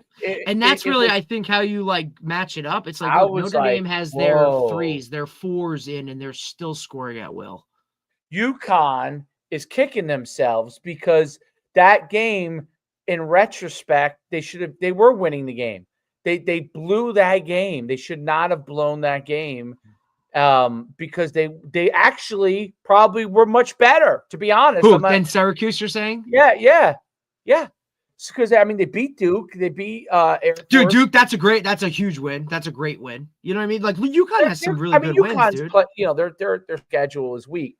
They're like a top 50 team this year. My point is Syracuse has gone from down to like there was hope to they might now the way that they're playing in the last few weeks. Like look at their scores the last few weeks. Brutal. It's insane. Like they've fallen off the cliff. Yep. Like they lost 70-7 to Notre Dame. Miami 38-10. 70 in itself costs you some recruits. Like just that number, like 70, dude. 70. UNC smoked them. UNC stinks. Okay, they beat them 27 to 10. Anyway. What? Where's he going? Where do you think he's going? Giants. Oh yeah. Now here's my thing. That would not shock me. Listen, this is a crazy take, okay? And it's obviously because I'm a homer. Dude, Anthony Campanelle and what he's done with the Jaguars defense this year. Unfucking believable, right? The Giants turned him down to be the DC. If I'm whoever gets the Giants gig, now if it's Belichick, this isn't going to happen because he's going to run the defense, whatever. Whoever gets that gig. I don't think he runs it anymore. I think he just overseas. He has a DC. But I think if he goes back to the Giants, I think he takes more of a hand. Plus, I feel like yeah. he has his guys. This year for him is like he's been like out of football. You know what I'm saying? Like, look, he probably calls Matt Patricia from Ohio State and says, dude, you're coming back and you're going to be the DC with me for the Giants. Right. I would see that. You know what I mean? Something like that. But I mean, that to me, like, go hire the Jersey guy who's been only trending this way. He took the Jaguars from whatever to this without Travis Hunter. You know what I'm saying? Like, majority of the year, the Jaguars are winning. Like, what? I mean, look, I know it's a new head coach. I know it's a new, but come on, dude. Like, you're telling me that move isn't whatever. Now, look, you want to be really crazy? Just make him the head coach. Like, you know, Giants would never do that. Not yet. But I'm saying, you want to do that? Go for it, bro. Like, you really want to do something crazy? You really want to get people happy about, like, the Giants again? Bring in the, like, first member of the New Jersey football family and make him the head coach of that team. I know. And I would agree with that, but I don't think to the players it matters as much. I think it's a matter of, like, he's a very good coach. You know what I mean? I don't know. Like, the NFL players don't care about that stuff. For what the Giants are, if we're talking Giants specific, dude, like, you need to get a guy in there. And I think this guy does a great job, but it has to be somebody who's going to be conducive and work with Jackson Dart. That's the whole thing, right? Because he's a different type of player. How do you deal with it? He's like, you don't want to kill him. You don't want him to be like a Robert Griffin III, like, where all of a sudden he has like these really good things. Like, that's how he plays, dude. He plays with reckless abandonment. Like, are you going to come in? Are you going to change that? Are you going to try and tweak it? Or are you going to work with it so that by year 5, he's not continuing to make those runs or take those hits or do whatever? You have all the weapons. You got the running back, you got the receiver, you got tight ends to boot. The O-line has gotten better, right? The giant pieces are there. The defense is fucking unbelievable, dude. Like, that should be a top 5 defense in the league, and they can't tackle on the edge. They need a better secondary. Like, that's their weakest port to me, is their secondary. They can't tackle in open space. And I'm not a Giants fan. I've just, kind of watched it from afar. What I like about Campanelli as a coach is his style. So, dude, of course, I think his style. First of all, his style of play, like, it reminds me of Bob Hurley. So, yes, not Bob absolutely. Hurley. Bob Hurley's the one in Arizona. Dan Hurley. Dan Hurley. Bob Hurley. Dude, his presser Bob the other day was a great coach too, but he's old. No, I don't think that's that. I think that Bob Hurley. So I think Bob Hurley, because he was such a great player, he wins a lot. By the way, he just beat his brother. He beat Dan the other day. So Arizona. Where's he? Arizona State. Arizona. He's still at Arizona State, right? Arizona, I think. He's Arizona. I mean, look it up. I might be wrong. I thought he was Arizona State. I love how he went West Coast and stayed when he never left from where he was with the Kings. Okay, Arizona State. Okay, so I'm wrong. It was somebody else again. But I think his style. Bob Hurley was such a good player. Probably way better than Dan. Has a more of a less of a chip than Dan. Dan has Dan's got a Dan. Listen, so this is what's really cool, Dave, is my cousin was at Seton Hall when Dan was a player. So I knew Dan Hurley as like a basketball player for Seton Hall University, dude. Like, it was really to see, but it was cool because so I knew him first. I didn't know Bob Hurley. I didn't know the dad. I didn't know any of that. So like then oh my God. So then you start the older than Bob Hurley. Bob Hurley might be old. Dave, 100%. Dan is probably my age. Dan's probably my age. Dan is right around 50. Dan's right around 50. I think he was in college when I was in college. Yes. Mid-90s, dude. Yeah. Dan Hurley he's older than me, actually. He's 52. Yes. Going to be 53. So he was actually. And his brother, Bob Hurley must be much his brother older. was. Bob Hurley was born in 71. So what's that? Oh, okay. 60? So he's 3. So he's 71. So he's 54. Okay. So he's 2 years older than him. He's a little older. He's a little bit older. He's 50. I mean, He's but 54. remember, his But chip. I think Dan Hurley's chip, like Bob Hurley, even though he got hurt and he didn't get got Right, that I was gonna injury. say that's his chip. His chip is, hey, my career was cut short by some dumb shit. That's his Yeah. chip. Dan's chip was nobody ever gave me a chance. I was always little Bobby's brother, like all this kind of shit. Like, watch And me. he was good fucking, still, but no one, dude, right, he good, didn't get but the not credit. Bob, He but didn't get- not Duke good or NBA good, or you know what I Right. mean? Like, that's his chip, and that's what he kept. Dude, I heard his presser the other day was great. He's like, yep, we're gonna celebrate Thanksgiving, eat all the turkey, do all that shit on Wednesday so that the tryptophan isn't in their system to play on Friday when we get to MSG. And I'm like, buddy, I fucking love you. I can't wait to dive into his new book. Like, that's the number Did you one see read his for new me. his it's going viral. His interview where he talked about, did you see it? With the point guard? No, he talked about I'll play it. I think I can find it. The one I saw was he was talking about how his relationship with his point guard or his like best player right now is rocky because he's all over his shit. He's like, look, man, when these guys come in, like I got to get them where they need to go. So like they might not like me these first 2 years. And then he referenced a previous relationship with a player where he came in, he was all over him. And then, before you know it, like we're just building this relationship, This is a newer one. I got this is a video on. I'll find it because you'll like it. I think he's great, or dude. you might I love be him anyway. I just like him. So basically, he talks about how today, basically, like he talks about his coaching style, and he says basically they need this. Like they need kids today, coaches today don't coach people hard. No. They don't demand of them. They're worried about what's going to happen. Getting right. He's like, you gotta coach every aspect. Basically, you'll find it. You look it up, you'll find. But he's his point is basically like you gotta let yourself be coached. Like it's not gonna be all peaches and cream, like how everybody wants it. And I think it's a good message overall for all people to understand, because I think that if you want to coach you hard, man. If you want them to be better, you've got to push them. Okay. Well, with a high school kid, if you're really hard on him, may he go home that night and cry a little bit. You know what? He might. Yeah. You know what? But that's okay. Like mom and dad would be like, did coach punch you or something? No. He got on me. Okay. Well, guess what? That's life. That's life.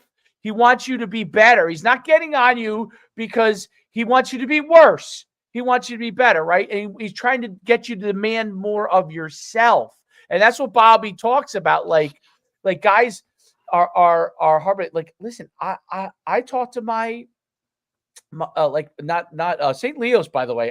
The one thing I will give them credit for, they push those fucking kids. They push them. You know what I mean? Like, I can tell you this, like Troy goes in there, he's playing, and it's maybe why some of the kids are busting his chops. I don't know. He went last game. Like they play like a fifth quarter for the fifth graders because they may not play as much as the sixth graders, which I think is great.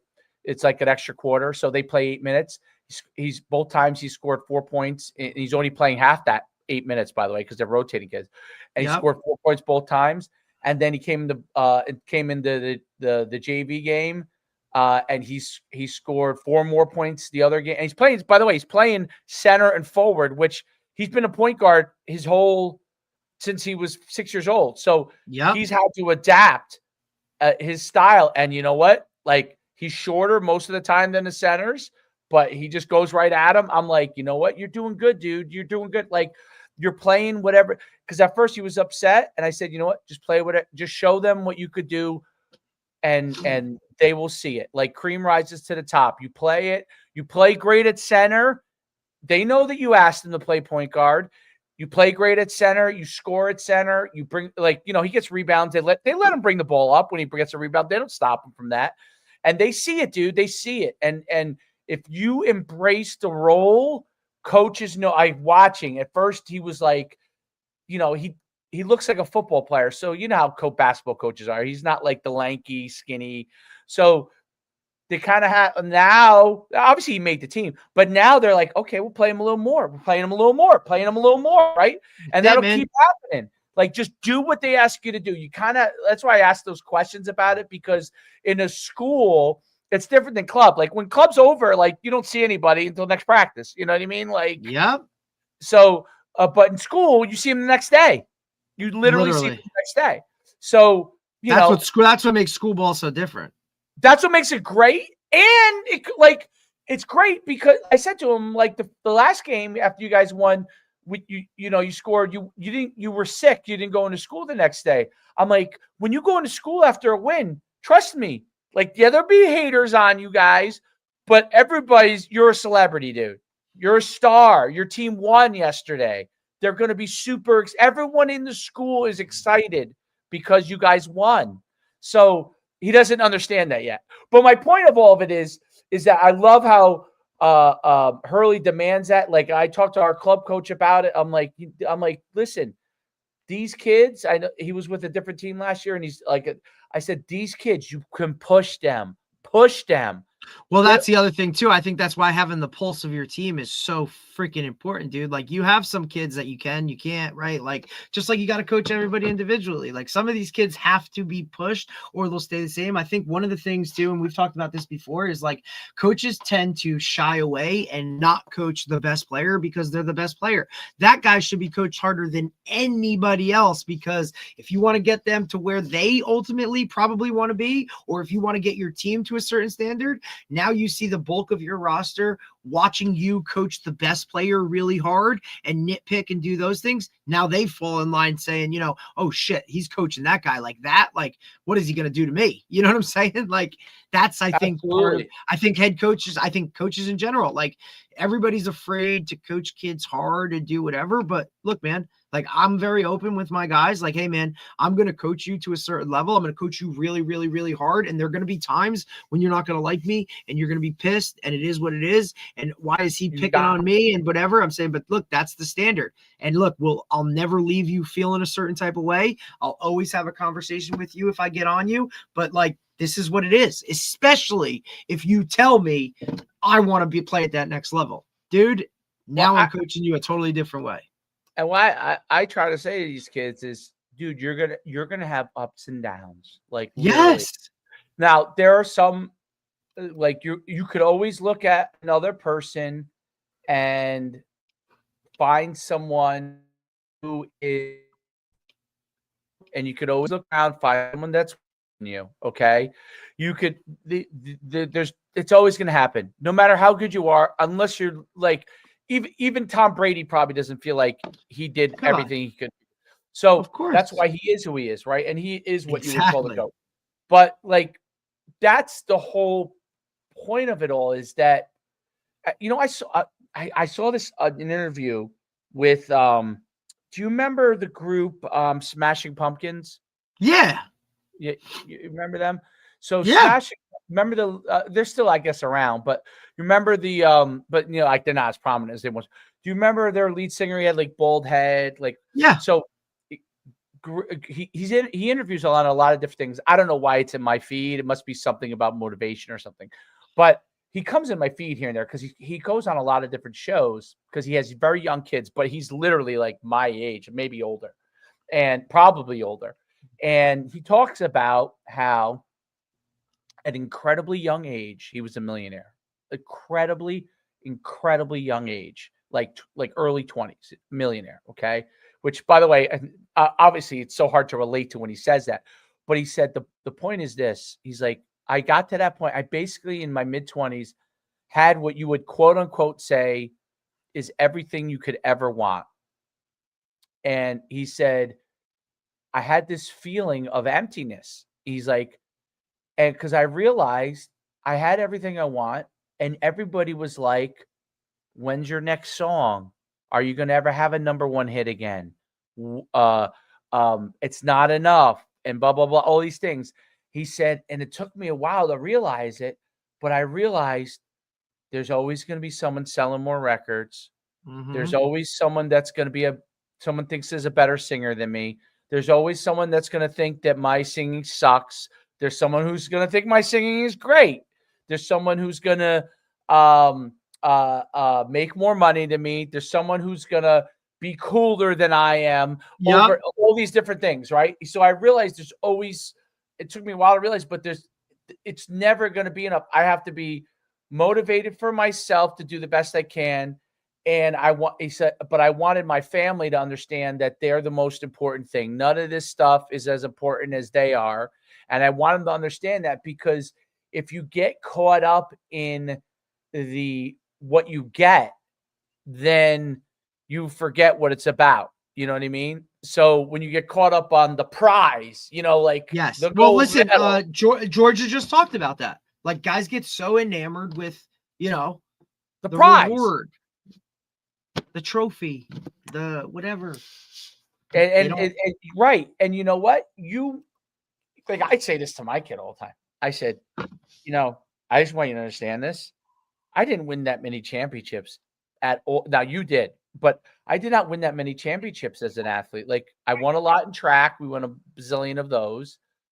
Football, I never won a championship. Ever. Ever. As an athlete. I did as a coach, but not as an athlete. Different. So, yeah. But I think that adds the level of why you coach the way you do. Right. But I because in track, when I coach hard, shapes you. Coaching track is very technical, and I know that if you get certain athletes in track and you coach them, like if I could get really fast kids as a sprint coach, and I put everybody in those positions, most people don't coach track as a main deal. Okay, in high school, most guys it's a second sport. Okay, or they're a distance running coach. But when you get a group of sprinters, most people who coach track are really distance runners, because they had the best experience with track, distance runners, because a lot of times that's the best avenue to go into college. You run cross country, you run winter, you run spring. You have 3 seasons to do it, right? Right. You don't have an overwhelming plethora of sprinters getting into track, because really they were football players or basketball players, and they ran track because they were athletic.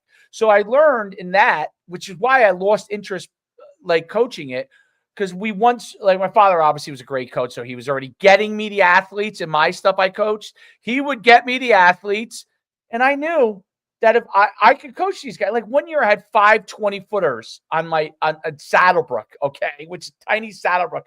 People are like, how do you have so many 20-footers? I'm like, my father gets me the athletes. I take them. I do it. And I make them I teach them how to do things correctly and to make them a better jumper. We had I think we had 5 40-footers one year in the triple jump. Now they're capped by their overall ability to relative to some mega superstar. Like Hasbrook Heights had a kid that went 50 feet one year in a triple jump, which is unbelievable, or 49 feet. And, our best guy was Pomo, who was 46, but he wasn't like that kid. Pomo was a better long jumper than him, but was not a better trip. That kid was 6'4", like the kid in Mount Olive. You know what I mean? The tall, you know what I'm saying? Triple jumper is different than a long jumper, different guys. So they're long and they have the big strides. And but you could take them. In football, you obviously need athletes, but everybody, it's all different roles. So you have to be able to push them to stay involved in a process, because of what you said. There's only one game a week. You know what I'm saying? And what's nice about track is you get immediate feedback, right? Immediate. You go in long jump and you go 21 feet and you're normally a 20-footer. You had a great day. And it's also because you can actually see those numbers, right? Correct. Sometimes that's what's hard about football. You're an offensive lineman. How do you tell? Well, hey, man, we rushed for 250 yards and 3 touchdowns, and you were on the offensive line. You did a really good job. But because you didn't score a touchdown or the rushing yards don't go to your name, they can't compute that. There's nothing. There's no rock hard evidence, right? A quarterback goes, 10 for 14 and 5 touchdowns, a great day, buddy. You know what I'm saying? You can see it. It's right there. That's why Tony Holler's process of rank, record, and publish is such a big thing. Dude, such a big deal. And that's why the technology with like the OVR stuff, like we can put numbers to it. It also like that now shows administrators like, look, here's the data, something you can see. It's not something you have to be around it to see it. You know what I mean? I got to tell you something so interesting about the OVR. I'm pulling it up. So yesterday, like Troy had made all this really great progress in OVR with his speed movement. He had 2 basketball games on Sunday, but I'm like, when am I going to lift? So I'm like, I figured we lift Monday and Wednesday, and we try to lift 2 days a week, and so I didn't know what other days we'd be able to squeeze in. So it kind of was like, let's squeeze it in Monday, because I don't know if Thursday you're probably not going to lift, family. And then now you're going to be at Friday. I don't know if you're going to have basketball or we're going away. Who knows what we're going to, what's going to happen. Right.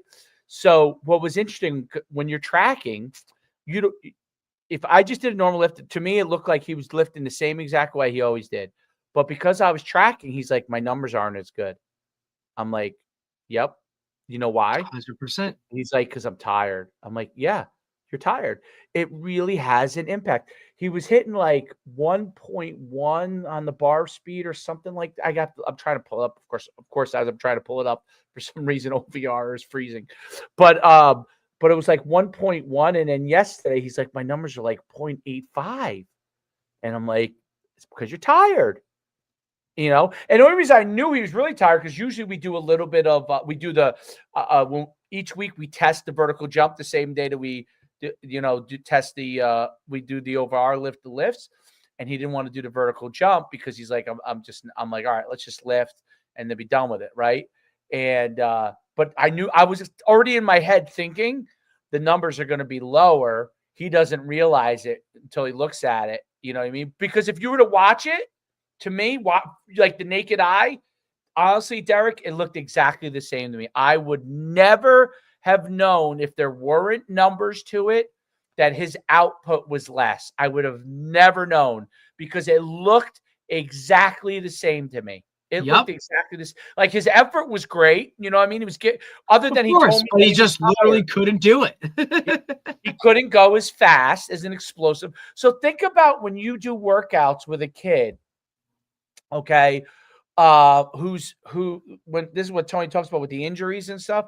So you're not going to know by looking at a person, right? No. So you could put them through a workout and they look the same, and then all of a sudden next day they come in and they're injured. Because when you're just naked eye looking at it, everything looks pretty much the same. Absolutely. It all looks the same. And OVR, I'm videoing him. So for the most part, I mean, he wasn't coming all the way up like he normally does, which is also an indicator that he might be a little tired. Like, normally he comes all the way up on a trap bar deadlift. He didn't want to jump on the trap bar. So I knew, but the numbers tell you, wow, okay, he's not the same guy as when he's fresh, because his numbers are significantly off. And you would never know. If I showed you the video of the two things, you'd be like, wow, looks almost exactly the same. Because OVR is cool because you could video it right from your the app. So you're videoing it as it's putting its numbers in there for you. And that's sick, right? Sick. The only thing that's different is, and I talked to the guy on OVR. I don't know if I'm talking to the guy that we interviewed, but I'm talking to one of the OVR guys. I said, what would be really cool? You guys, if you get an API, so I could port that to any site I use, because obviously, and if once I have an OVR, I could use with multiple athletes, because I can only put in one account and I have to record it manually or export it and then attribute it to each person, which is kind of like cumbersome. You know what I mean? So like, if you were to do it, I said, other than that, the OVR is awesome. It's awesome.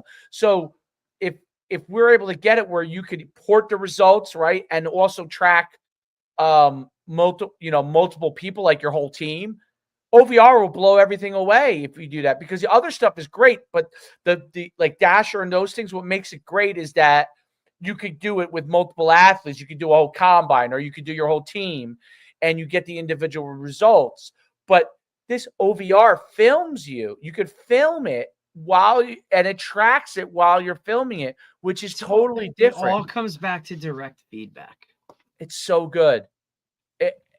I'll send you a couple clips. You're gonna be like, oh my God. We put one of the Titan sensors on a kid the other day. It was awesome, dude. It's awesome. I ordered so sick Titans. I'm like, dude, this is sick. I'm putting one Titan in my. Plus, like geeks, like sport geeks and freaks like us that'll dive into whatever can possibly, like, you know what I mean? Like, now you're telling me I get to work with data and all this other kind of, like, come on, dude. Like, this is like, you know what I mean? It's like Christmas morning over here, dude. Because, like, now you have stuff that you can literally look at, break down, and then, now you'll get another kid to put it on and compare and contrast. You know what I mean? Like, oh, I thought this kid was one thing, but now all of a sudden, like, holy shit, like, this dude, he's like flying off the hand here. Like, awesome. You know what I mean? Well, revising your workout plans and what, dude, it just the tweaking of like what it is, the more individual you can do to it. Now it's like, hey, this kid needs this kid needs more of that. Like, it's no longer, I'm telling you, dude, that cookie cutter bullshit of like, here's the workout, it's on the board, go do it. Like, you ain't getting fucking better. Like, no wonder everybody's like average. You know what I'm saying? Because you're just hitting the masses, like, generally. You're not diving into what it really is based off of that stuff. Like, that's where you can really start to freaking hit the ground running, bro. Right. And to your point, you put the cookie cutter workout on the board. John Smith just went to wide receiver training and worked his off for an hour and a half. He's giving you nothing. You might be better off doing a light workout with him that day, and the next day coming back and hitting him with the workout. You know what I'm saying? So you start to, when like, I would be like, dude, like, my perfect world would be like, I wish I could trust kids and that they wouldn't lose it. Right. And I'd be like, listen, here's your Titan. When you go to wide receiver training, take it, put this thing on, dude, and activate it so we can get your numbers there, so we could track it, all the things you're doing, and I'm sure they do it in college, right? But so we can know when you're doing this. So now I get this result from your wide receiver training, or you're training with another trainer or whatever, speed or lifting, and I can then take that and go, oh my God, his output was this yesterday. Today I got to keep his output here.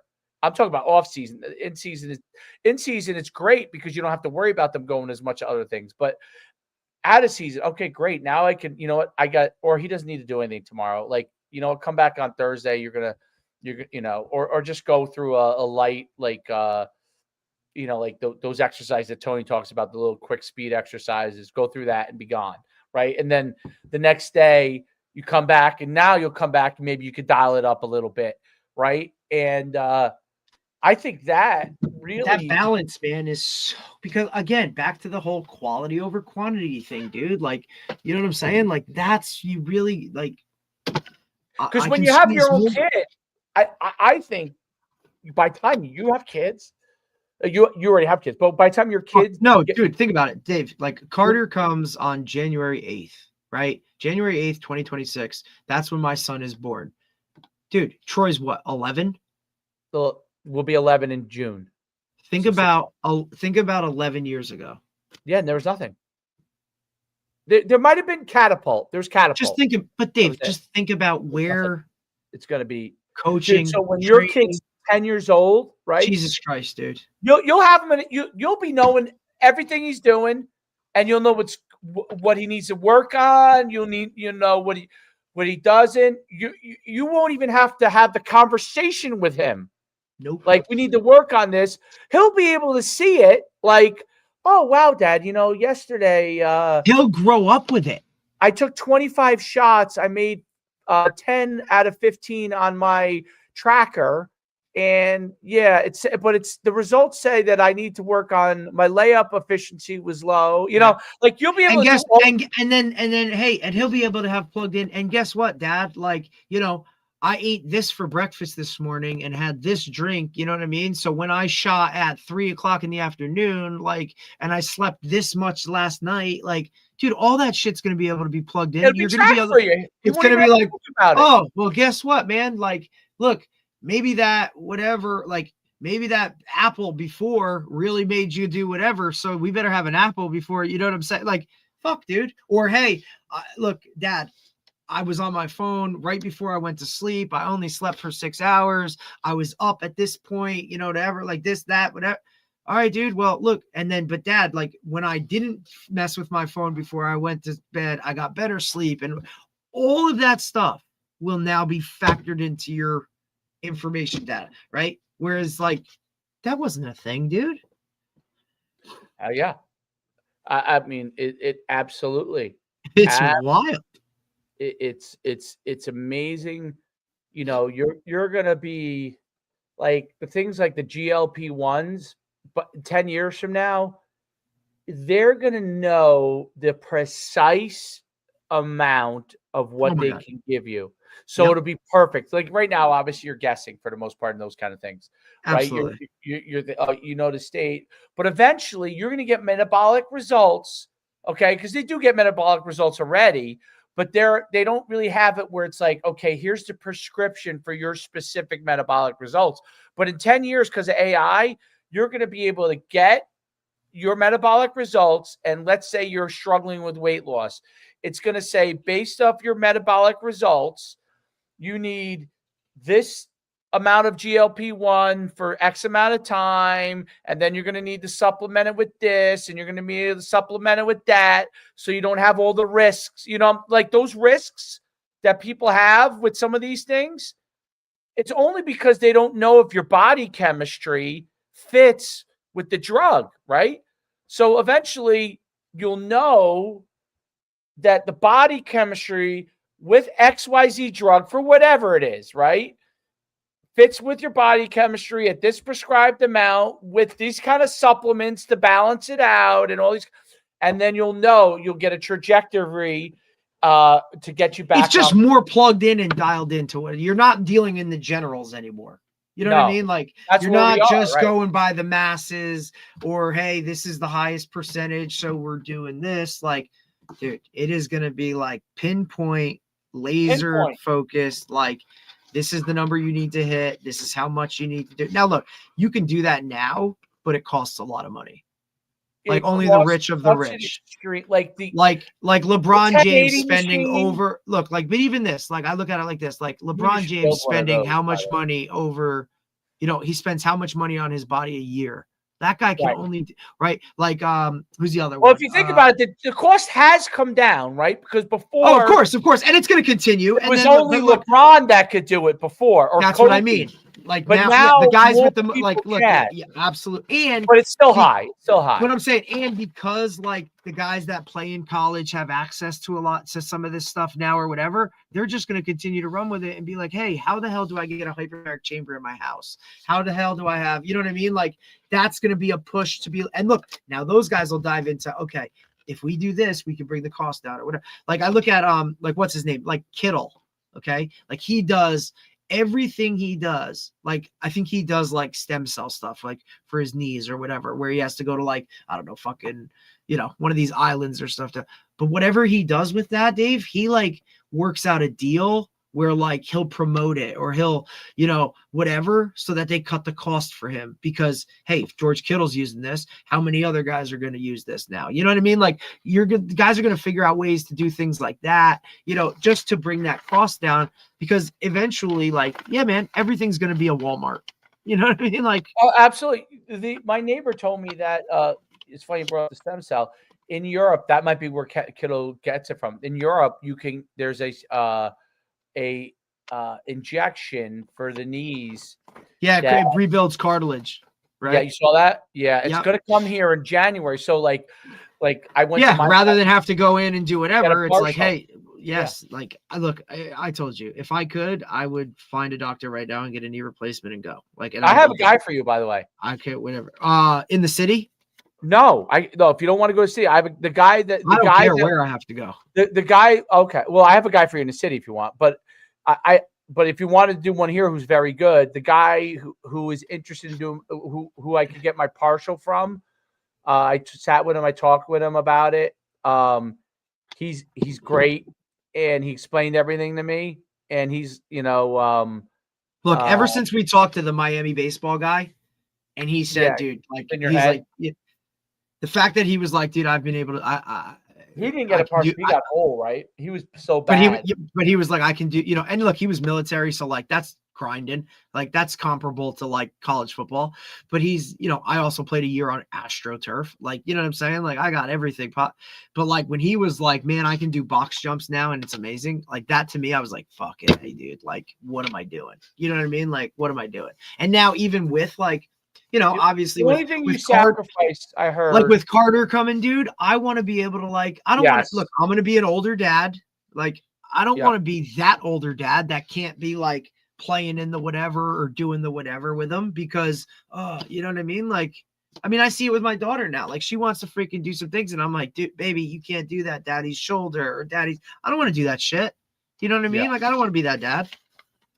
Yeah.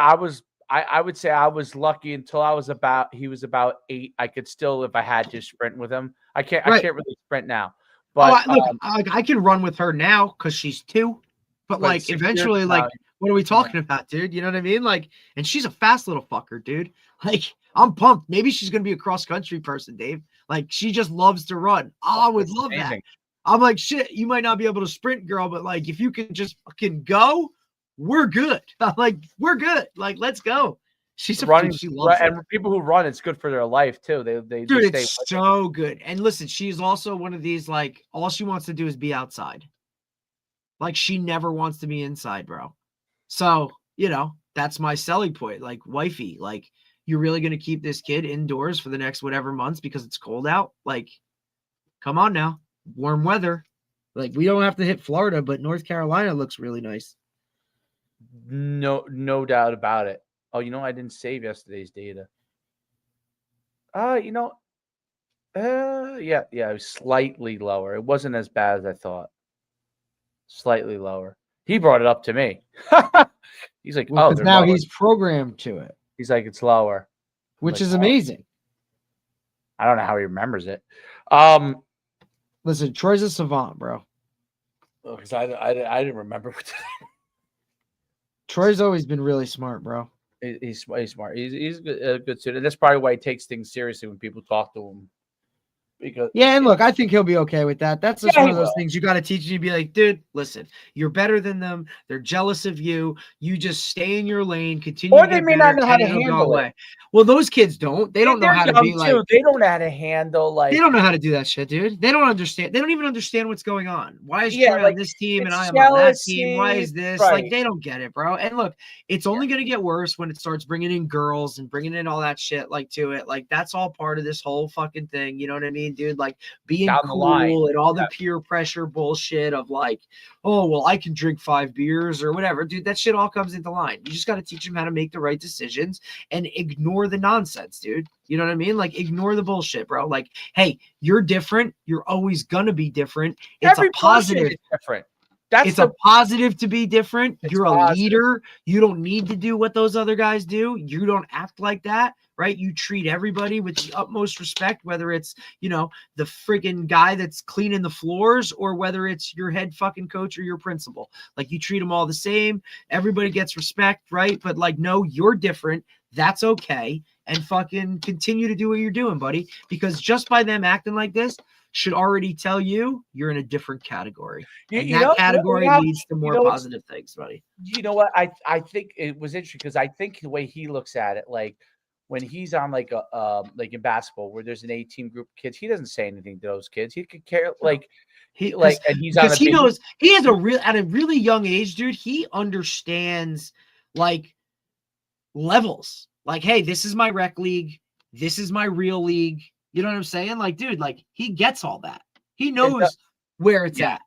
You know what I mean? Like, hey, I'm going to play again. I'm going to play with way better players on this day. This is my fun league. You know what I'm saying? Like, I really like the, I tell you, it's being back in a school environment. Oh, dude, that's so fun. Because you're playing for the name on the front of the jersey, dude.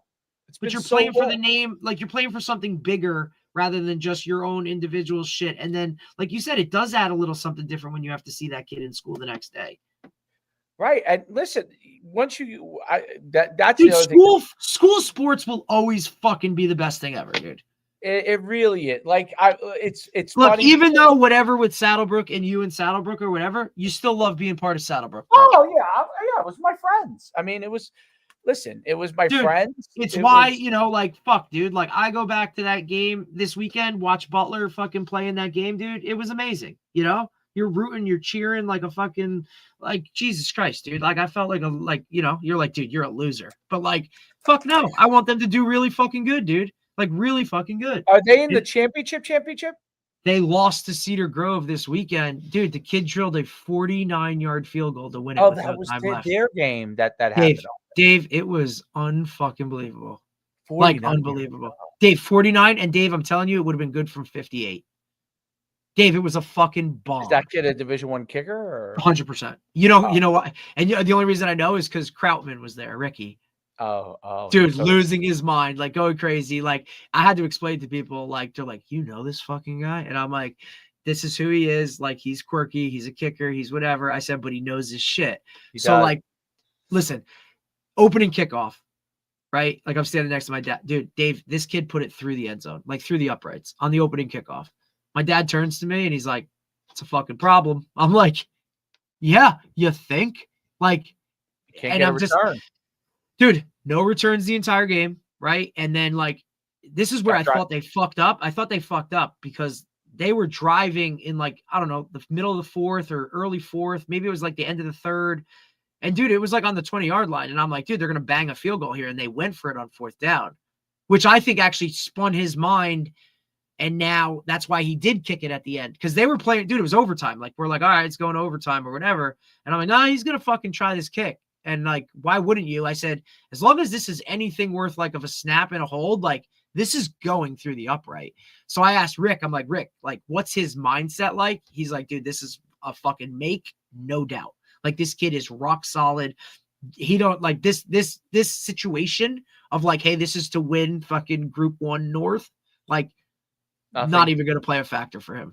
I'm like, really? And, dude, I'm telling you, Dave, when he drilled it, it was a fucking bomb. Krautman must have put him under a lot of pressure a lot of different times. That's what he does. That's like part of his, like, you know what I mean? Yeah. Like his training. I know. Yeah, he's always yelling shit, or, like, I don't know. He's just, look, he's fucking off his bonker. Like, he's nuts, but he's still really good at what he does. He's great at what he does. And there ain't many kicking coaches in the country. Like, you know what I mean? Like, he's putting together something. He's got some sessions going at he's using Mount Olive's bubble, you know? And I'm like, because he lives in Milford, PA. So I'm like, oh, buddy. Oh, he does? Yeah. I'm like, what do they charge you for that? He's like, $500 an hour. I'm like, oh my God. I'm like, Rick, like, you better have 50 kids coming for your sessions, dude. $500 an hour. He's like, yeah, but it's, you know, it's one of the only places I can literally go inside and actually kick without, like, having to worry about hitting the ceiling or hitting a wire going across. And I'm like, you're right. Because look, even down here, you can only really go to that Venture Crossing. That's the only spot you could really go to and kick. Like, other than that, these other places, like, you can't go to Capelli. They got their Venture Crossing started to come out with. I had a meeting with them. Well, they're coming out with their own stuff. Well, I saw Lang's doing, like, a girls flag thing. He's calling it the Shamrock Series there. So he's doing stuff there. Okay. A girl flag tournament or no, just like sessions. Oh. A lot of these guys are jumping on that. Like Montclair State is holding like a little like coaching sessions, like a like one-on-ones, like where we would be like, hey, receiver training. They're doing like girls flag training. I'm telling you, here it comes. Here it comes. I mean, look, even Montclair State's doing one. Clinic? Like, for girls, like their girls staff is putting together like a pseudo like showcase type of skill stuff, like where they can bring girls on campus and be like, because there ain't no fucking rules right now, like whatever, you know what I mean?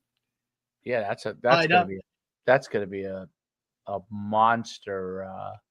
Yep. Yeah, like I mean, look, I saw a girl who plays on that Brick Elite team. And Point Borough is starting this year with girls flag, so that add another hammer to the mix. One of those girls just verbaled to play for a school in PA, like literally put it up, like, "Hey, I'm committing to to play flag football." Like,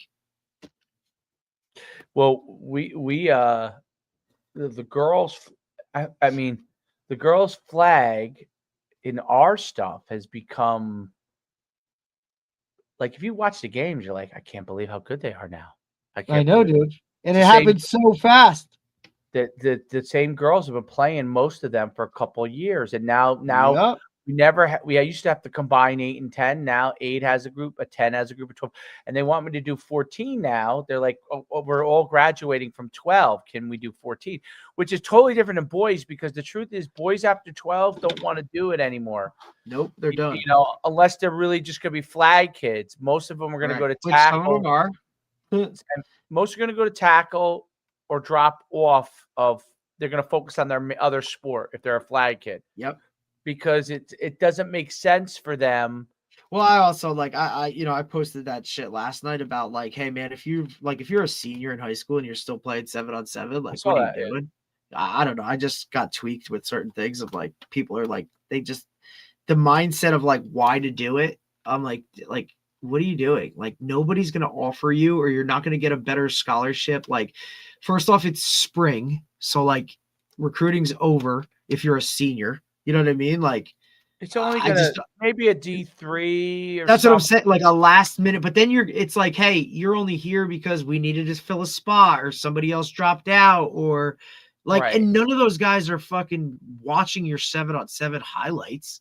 Like, Well, that's my whole thing. Like, you're trying to leverage this like it's a recruiting tool. 7-on-7, all it shows to college recruiters is your athleticism. Okay. Right. And if you're a quarterback, it shows your arm. Okay. So if that's good, that's fine. You know what I mean? That is fine. It's fine. You got them interested, but you're still going to have to show them. It's different than running. This is why I say it's different than running a 40 or jumping. Okay. If you show that you're athletic, that's one qualifier. You can show that you can throw. That's a qualifier, right? As a quarterback, I'm going to need to see you in person. I'm going to need to see the game film. As an athlete, I'm going to need to see the game film, but I am still going to need to find out what your jump is on the vertical and what your 40 is before I do it. I don't care how many touchdowns you catch on 7-on-7. I don't know what competition you're playing against at that moment. I don't know if you happen to be going against their worst player or their best player. I don't know. Okay. Yep. And even if I do know, I don't know if he's sore that day. Right. There's so many intangibles. He's not into it. The guy you're going against, he's in a bad mood. It's totally different than an actual game. So the way I look at it, there's value in it. But the way I look at it is, it's just a qualifier. That's all it is. It's just a piece of the puzzle. It's just a qualifier. I need to still know what you run a 40 and what your game film is. And it still has to be good. And it still has to be really good. Like, if you can. And then even if it is good, they still might not want you. Dude, and I say this all the time, is because we coach flag watch. I watch a lot of kids who play soccer look really good at flag. Really good. Some of them, it translates into tackle. Some of them don't want no part of hitting, and it don't translate. And ultimately, that's still a huge piece of this game, dude. Like, listen, when you get plastered, like, I use this as a quarterback, because everyone likes to work from the front. Oh, he throws touchdowns. Let's work from the back. When he gets plastered, does he want to get up? Yep. When he gets plastered, does he get up? That's when what the I look linebacker at. comes A gap and he comes free, no one and he's blocks sitting him in the pocket. Like, now what? He gets plastered. You're yelling at him for not throwing it. He gets plastered. He's looking around like, what the F just happened? And he gets up and goes the next play, or goes back on defense or whatever, and keeps fighting. That's what I look at. Okay. Now, how about like from the other side defensively, like, hey, I got to go tackle this guy. Right. Like, I have to tackle another person. Are they willing to tackle? Are they willing to hit?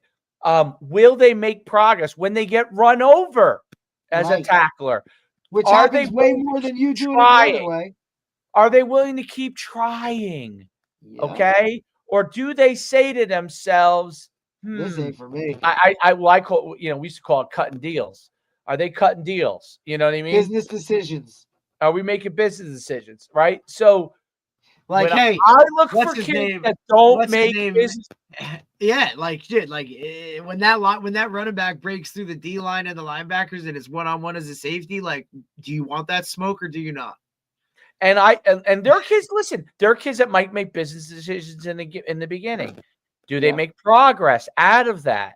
Okay, Correct. I look at all these things, and that's what I look for. You know, when I'm I coaching agree. kids. So other like people are like, oh, you pray. I praised this year our we used to call them the Beast Unit. Okay, it was really a wildcat quarterback that we rotated in and out. They both did a great job. They were studs. And then it was really like our third line unit. Okay. Yeah, it was like, okay. And I'm telling you, that group was the second leading group in touchdowns. And people would be like, why How? is that? Because they bought in. I'll tell you why. The first game, we didn't know what to do with them. The second game, they kind of got their feet wet. By the fourth game, those kids, they were always happy to be out there, and they gave everything they had. They were undersized. They gave everything they had. And they knew their job was to stay in front of people and move their feet. And and the back's job was to figure out a path. Okay. And they did it. And I said, like, people are like, why do you praise that group so much? I said, I praise that group. They're working with the least amount and they're doing the most. Right. Well, most of them are new to football. It doesn't mean in the long run, might be, some of those kids are going to be better than other kids, but a lot of them were new to football. Okay. But you gave them something to buy into and they saw success with it and they ran with it. That's the biggest part. Like, these guys are going to be awesome. Like, hey, I'll work with that. You know what I mean? Oh yeah. I loved it. When they went in, dude. I mean, how about this? It is the game we lost to River Plaza. Their group was the only group to score a touchdown. So how about that? So it was. Yeah, now they're trying to find money to go to Naples or some shit. Yeah, I think they're succeeding. I told Wamba, I'm like, buddy, are you serious? Like, what the fuck? No, let's talk about that offline. But yeah, absolutely. Like but you know, like that's the stuff that I look at. I know you look at it too, right? As a coach, like. Yeah, the development, like what's the progress like? Like, am I still it's week? Okay, I'm coaching one thing in August. Now it's week 5. Am I still coaching the same shit? Like, what are we doing? You know what I mean? Like, are you willing to try something new? And are you willing to be coachable? Like, I told you this, like, did you go and do it? Or are you just always going to revert back to your way of doing things, which might not work? You know what I'm saying? Or, hey man, like, you might realize, like, after a while, like, man, I don't really want to do this. I don't want to show up here every day and have to do all this and whatever. That's okay too. And with parents, I look at it like this, and you deal with this in high school too. Is much more than ever, I would say. With parents, hey, you know what? Are you committed to your kid getting better? Right, because you have to do a lot.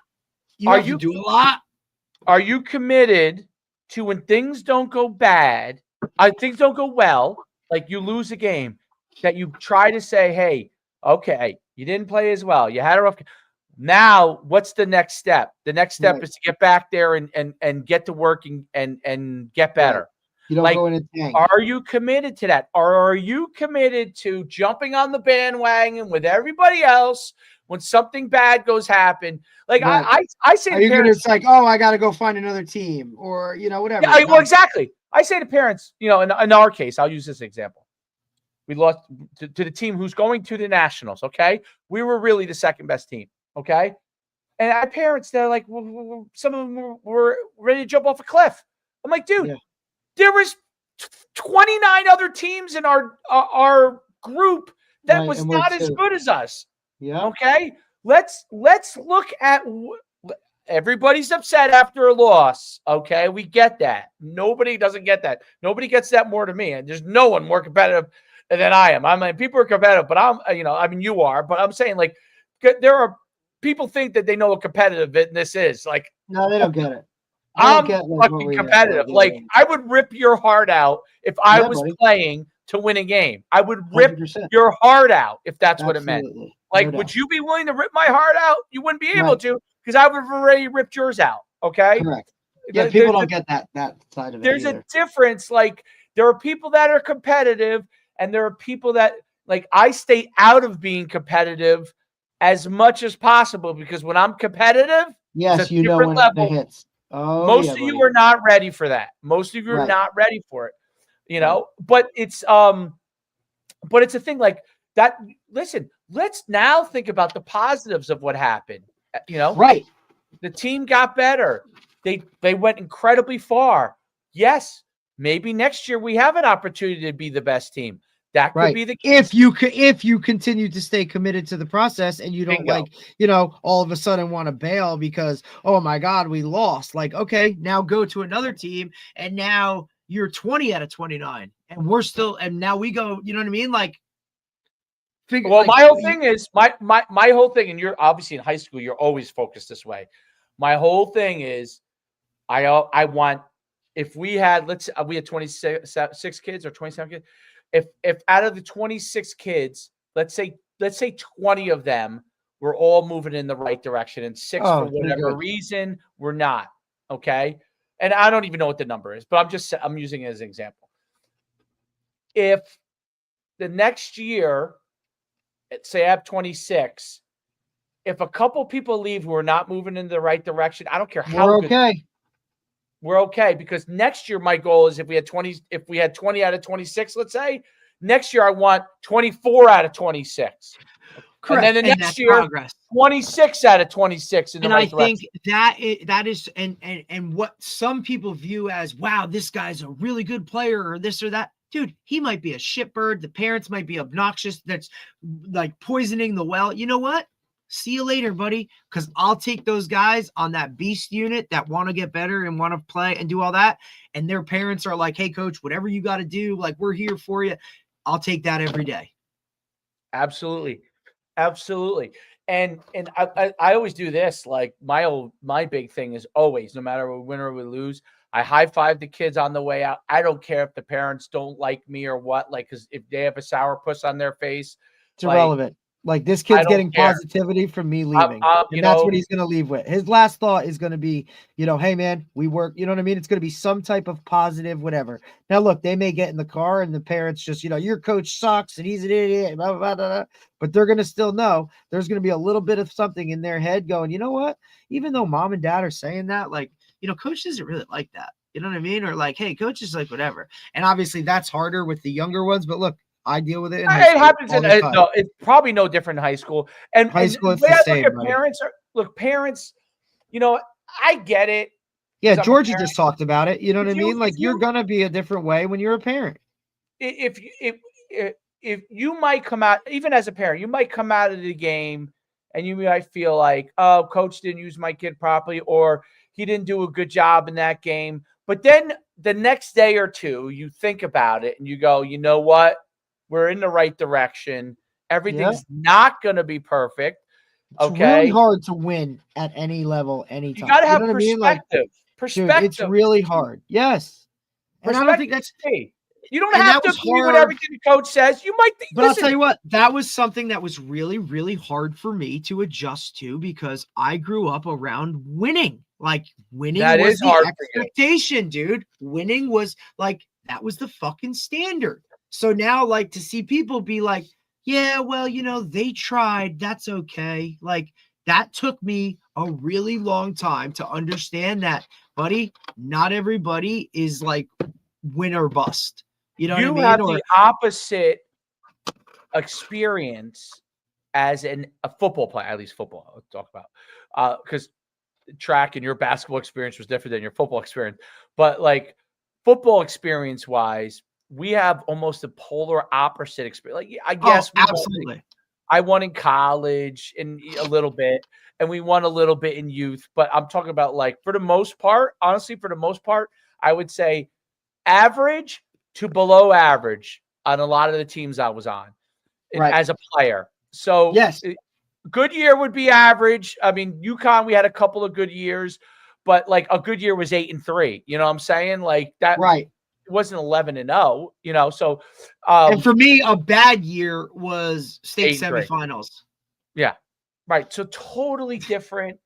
And it's harder for you. Like, I bet you it's harder for you in the building process because of it, because Oh it's yeah, hard yeah. to see this. Because It's harder because you're used to what it's like to get there, yep. and it's harder to see like a And group. it's also hard to like explain it to guys that have never experienced it. Like if you don't know what winning is like they just don't get it. Like, oh, this is great. And you're like, buddy, there's a whole nother level of great. You know what I'm saying? Like, Right. oh, we're in the state semifinals and we lost. Or whatever. I'm like, dude, that next step is unbelievable. You know what I mean? Like, you want to be coaching on Thanksgiving Day, dude. Like, that's a great feeling. Absolutely. Is coaching in the morning on Thanksgiving Day or playing. Like, that's just, you know what I mean? Like, you want to be at practice when it's fucking cold.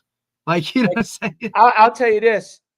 A lot of people didn't agree with it. Now, DJ and Nymphius, obviously, when done, like when I was an assistant coaching with those guys, you would say, My God, okay, bro, those guys are rolling. They're very tough coaches. They also are, I would say, much more professional. When Satterbrook was really good, when I was an assistant, when I first was an assistant, I could say that some of them were professional and some of them were lunatics. But I can tell you this, that they drove them so hard because Satterbrook kids needed it. Like, right, that's what they had. You had to. They needed it. Riverdale kids, it works for them. Riverdale kids and Old Japan kids, you could drive them incredibly hard, but they probably have parents that do process that well. At Satterbrook, not all their parents process that well. So they would drive them at a way that you could not. And my father did that on the track side of it. But in football, they would drive them from a mental standpoint to the brink because they needed it. Because those kids, that was the only way to get wanted to fold. They would want to fold. Something gets hard, you get punched in the mouth, it's over. You're done. Like, I'm going to put my head in the tank. Oh, we're losing again. We're going to lose. Done. They taught them how to fight through that, right? Resilient. Fight through that process. Like, hey, man, we're down 14-0 in the second quarter. Don't worry. We'll be good. You know what I mean? Like, and then once kids see that, I think a lot of times, right? Like, once they get through that and they realize, like, hey, man, being down 14-0, like, we win these games. They do it. That's why I always say winning breeds winning. You know what I mean? Like, and that's so much more than just what's on the scoreboard, dude. Like, you got to teach that winning breeds winning is resiliency and all that stuff. Like, knowing we're always going to be in a game. The hardest thing is to become to hardest when you're winning. It's once you get to the top, it's hard to stay at the top, but you could get consistency. The hardest thing is being horrible to getting to be really good. That's really hard because the mindset. That's the whole thing. You got to change the mindset of like, hey, we're supposed to win this game. It's the whole here we go again thing. Here we go again. Like, we're losing again. Okay, this is where we fold, or what's like. Or even like, you know, that's really hard too when it's like, all right, we're up 21-7. What's going to go wrong? Yeah, I mean, the first time you have to learn to be comfortable winning. And then when you're supposed to win, you take care of business. You don't play down. That's another one. You know what I mean? Absolutely. And then I think you get also and you need those one or two players. Yep. That things don't. Like, they just fight through it. Yeah. Like, they've been on the losing side, but they still are mentally winners. I don't know if that makes sense, but like, like they understand it, but that's also like where your team and they got to get conditioned and they got to rally the troops. Cause there's always going to be, look, it happens a lot of time with like the younger guys when they get into it, like they don't understand. There's almost like an unwritten code of how we do things here. And like, hey bro, like you don't do that. Like, hey, when this happens, like, you don't pout. We just put our head down and keep going to work.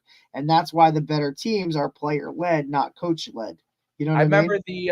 There were two aha moments at Powell Park.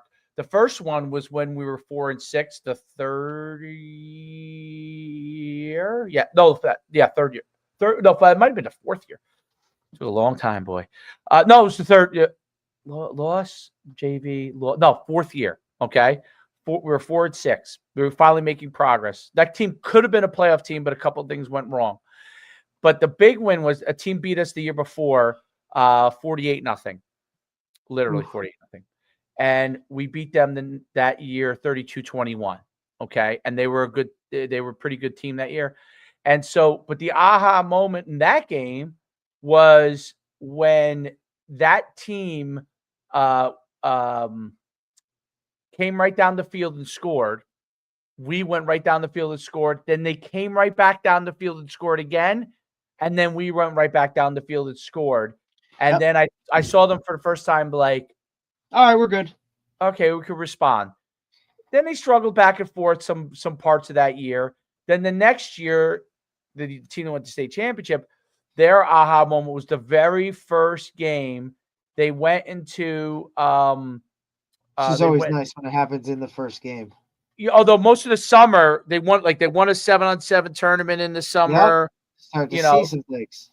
That was when we build on things. We beat Bergen Catholic 7-7 tournament. That was a great moment. That was a fun moment. That was what I call a fun moment.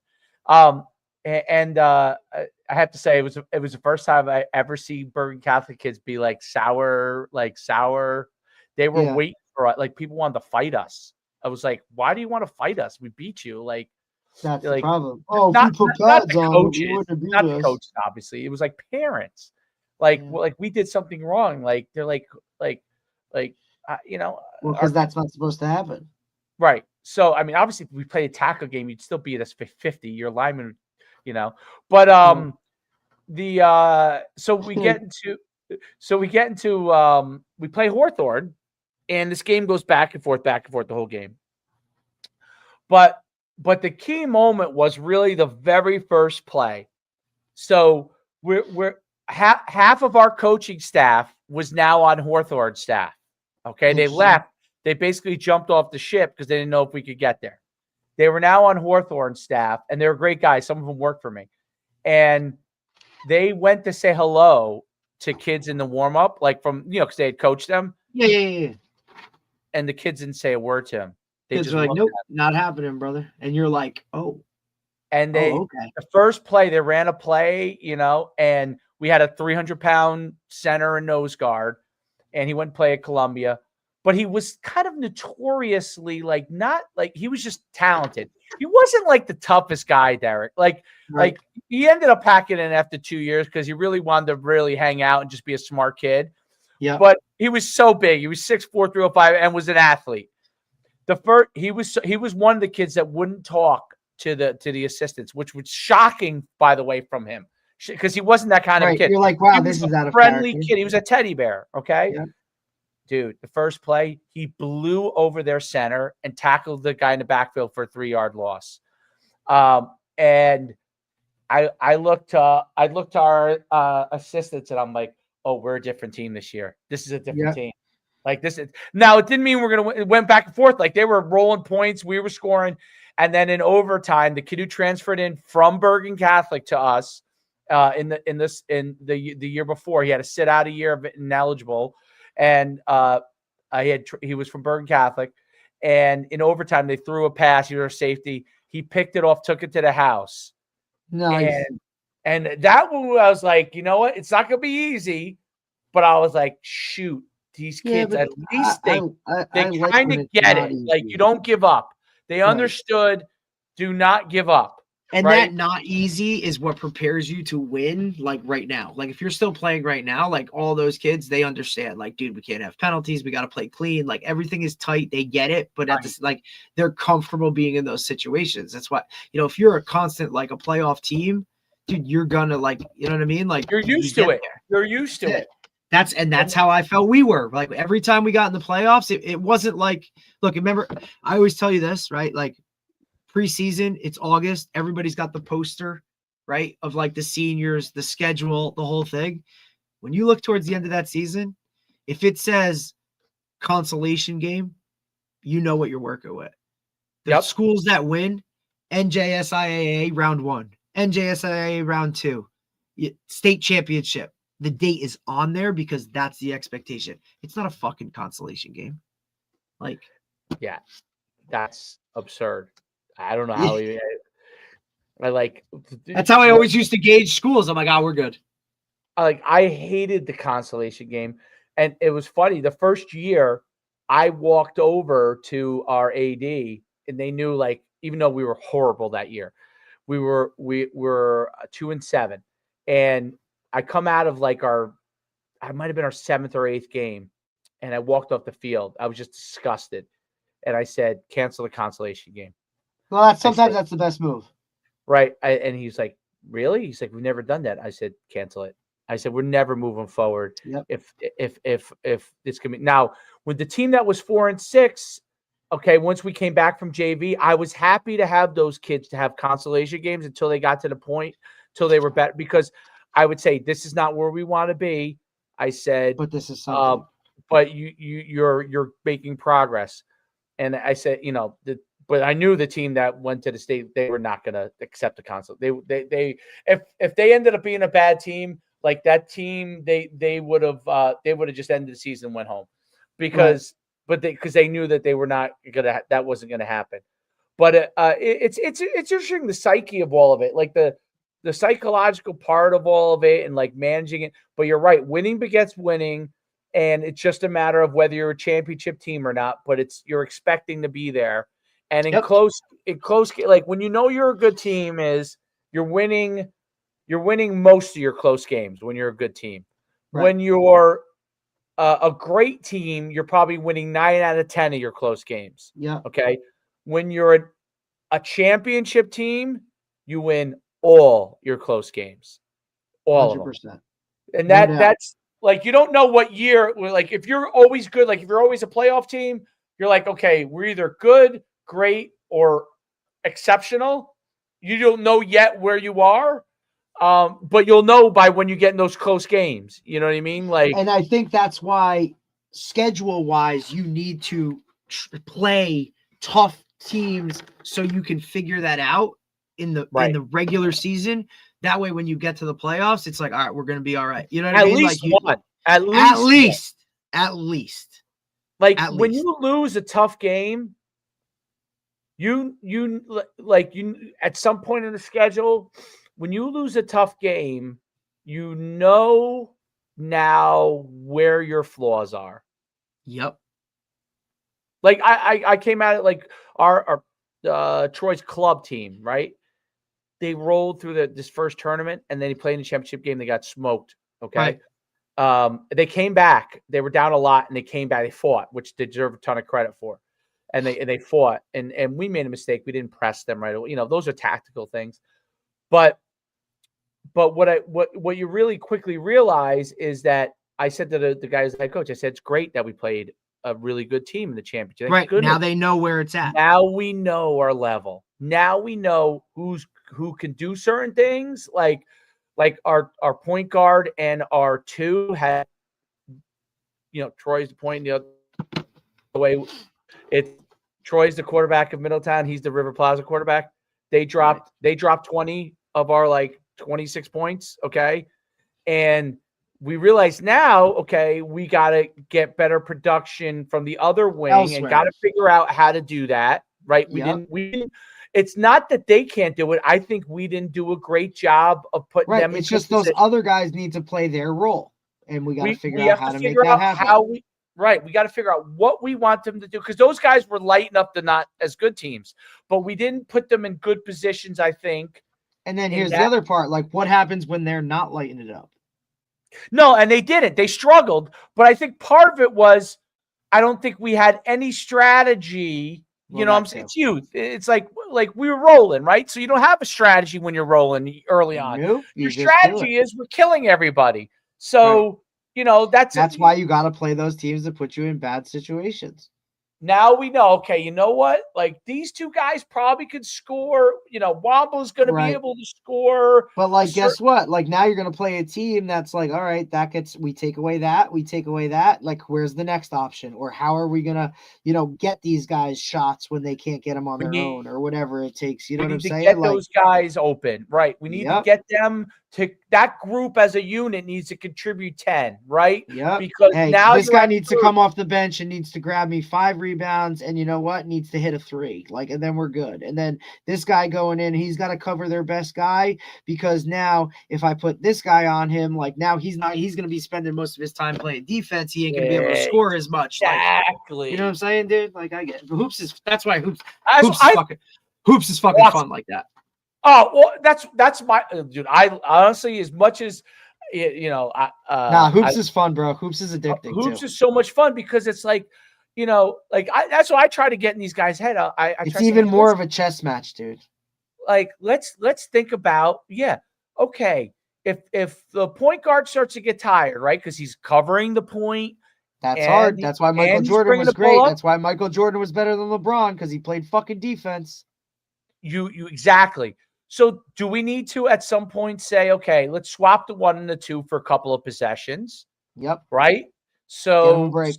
So he gets he's still in there, but he gets a little break.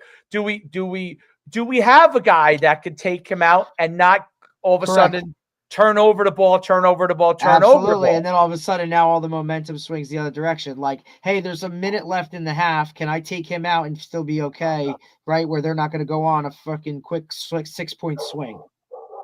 Absolutely. And I think those are the cool thing. I think that's what makes hoops cool, dude. Like, that's where the assistant coach role plays such an awesome, fun thing, because like, hey man, you're responsible for subs, and it's like, all right, dude, here we go. Like, hey, you got to go in, grab me get 2 steals, 5 rebounds, and knock down and get a putback, and we're good. Or hey, get in there, lock that guy down, and then you know what, like, hit these 2 free throws, like, and we're good. And then in and out. Like, I always loved that part of hoops.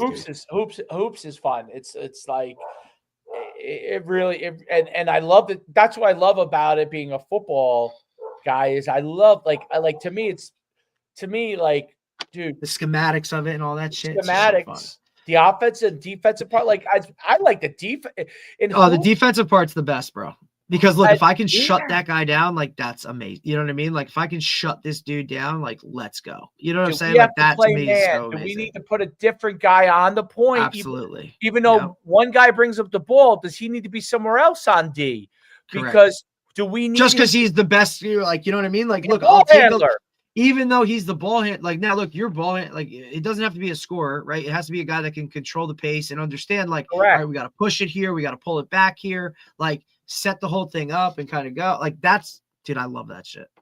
That's the most awesome thing about, like, hoops is like one of those sports now that I'm in it that I'm like, oh man, dude, it's the best. Like, I wish I coached it when I was like a young coach, because I would have loved coaching it. Like, I might have gone a bit of hoops coach, dude. Dude, like, this is awesome. You're gonna start to see this, dude. Like, Shore Sports Insider just put out all this stuff. Like, it's just funny. Our guys are everywhere.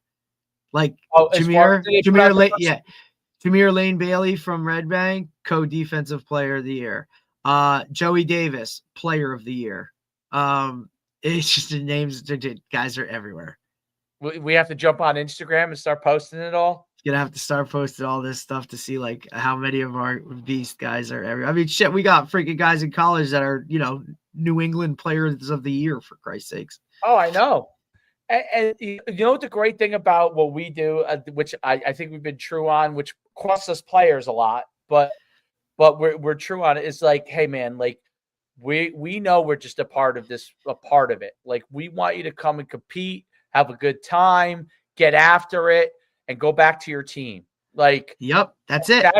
That you know what I mean? Like, do we want to win when we're there? Absolutely. Do we want you to compete to your best ability? But we're not. But the winning will not sacrifice. Like, yeah, exactly. We don't want you married to. We also, if you run track, go run track. Like Falzon, we would only have him for half the thing, because he'd be running track, dude.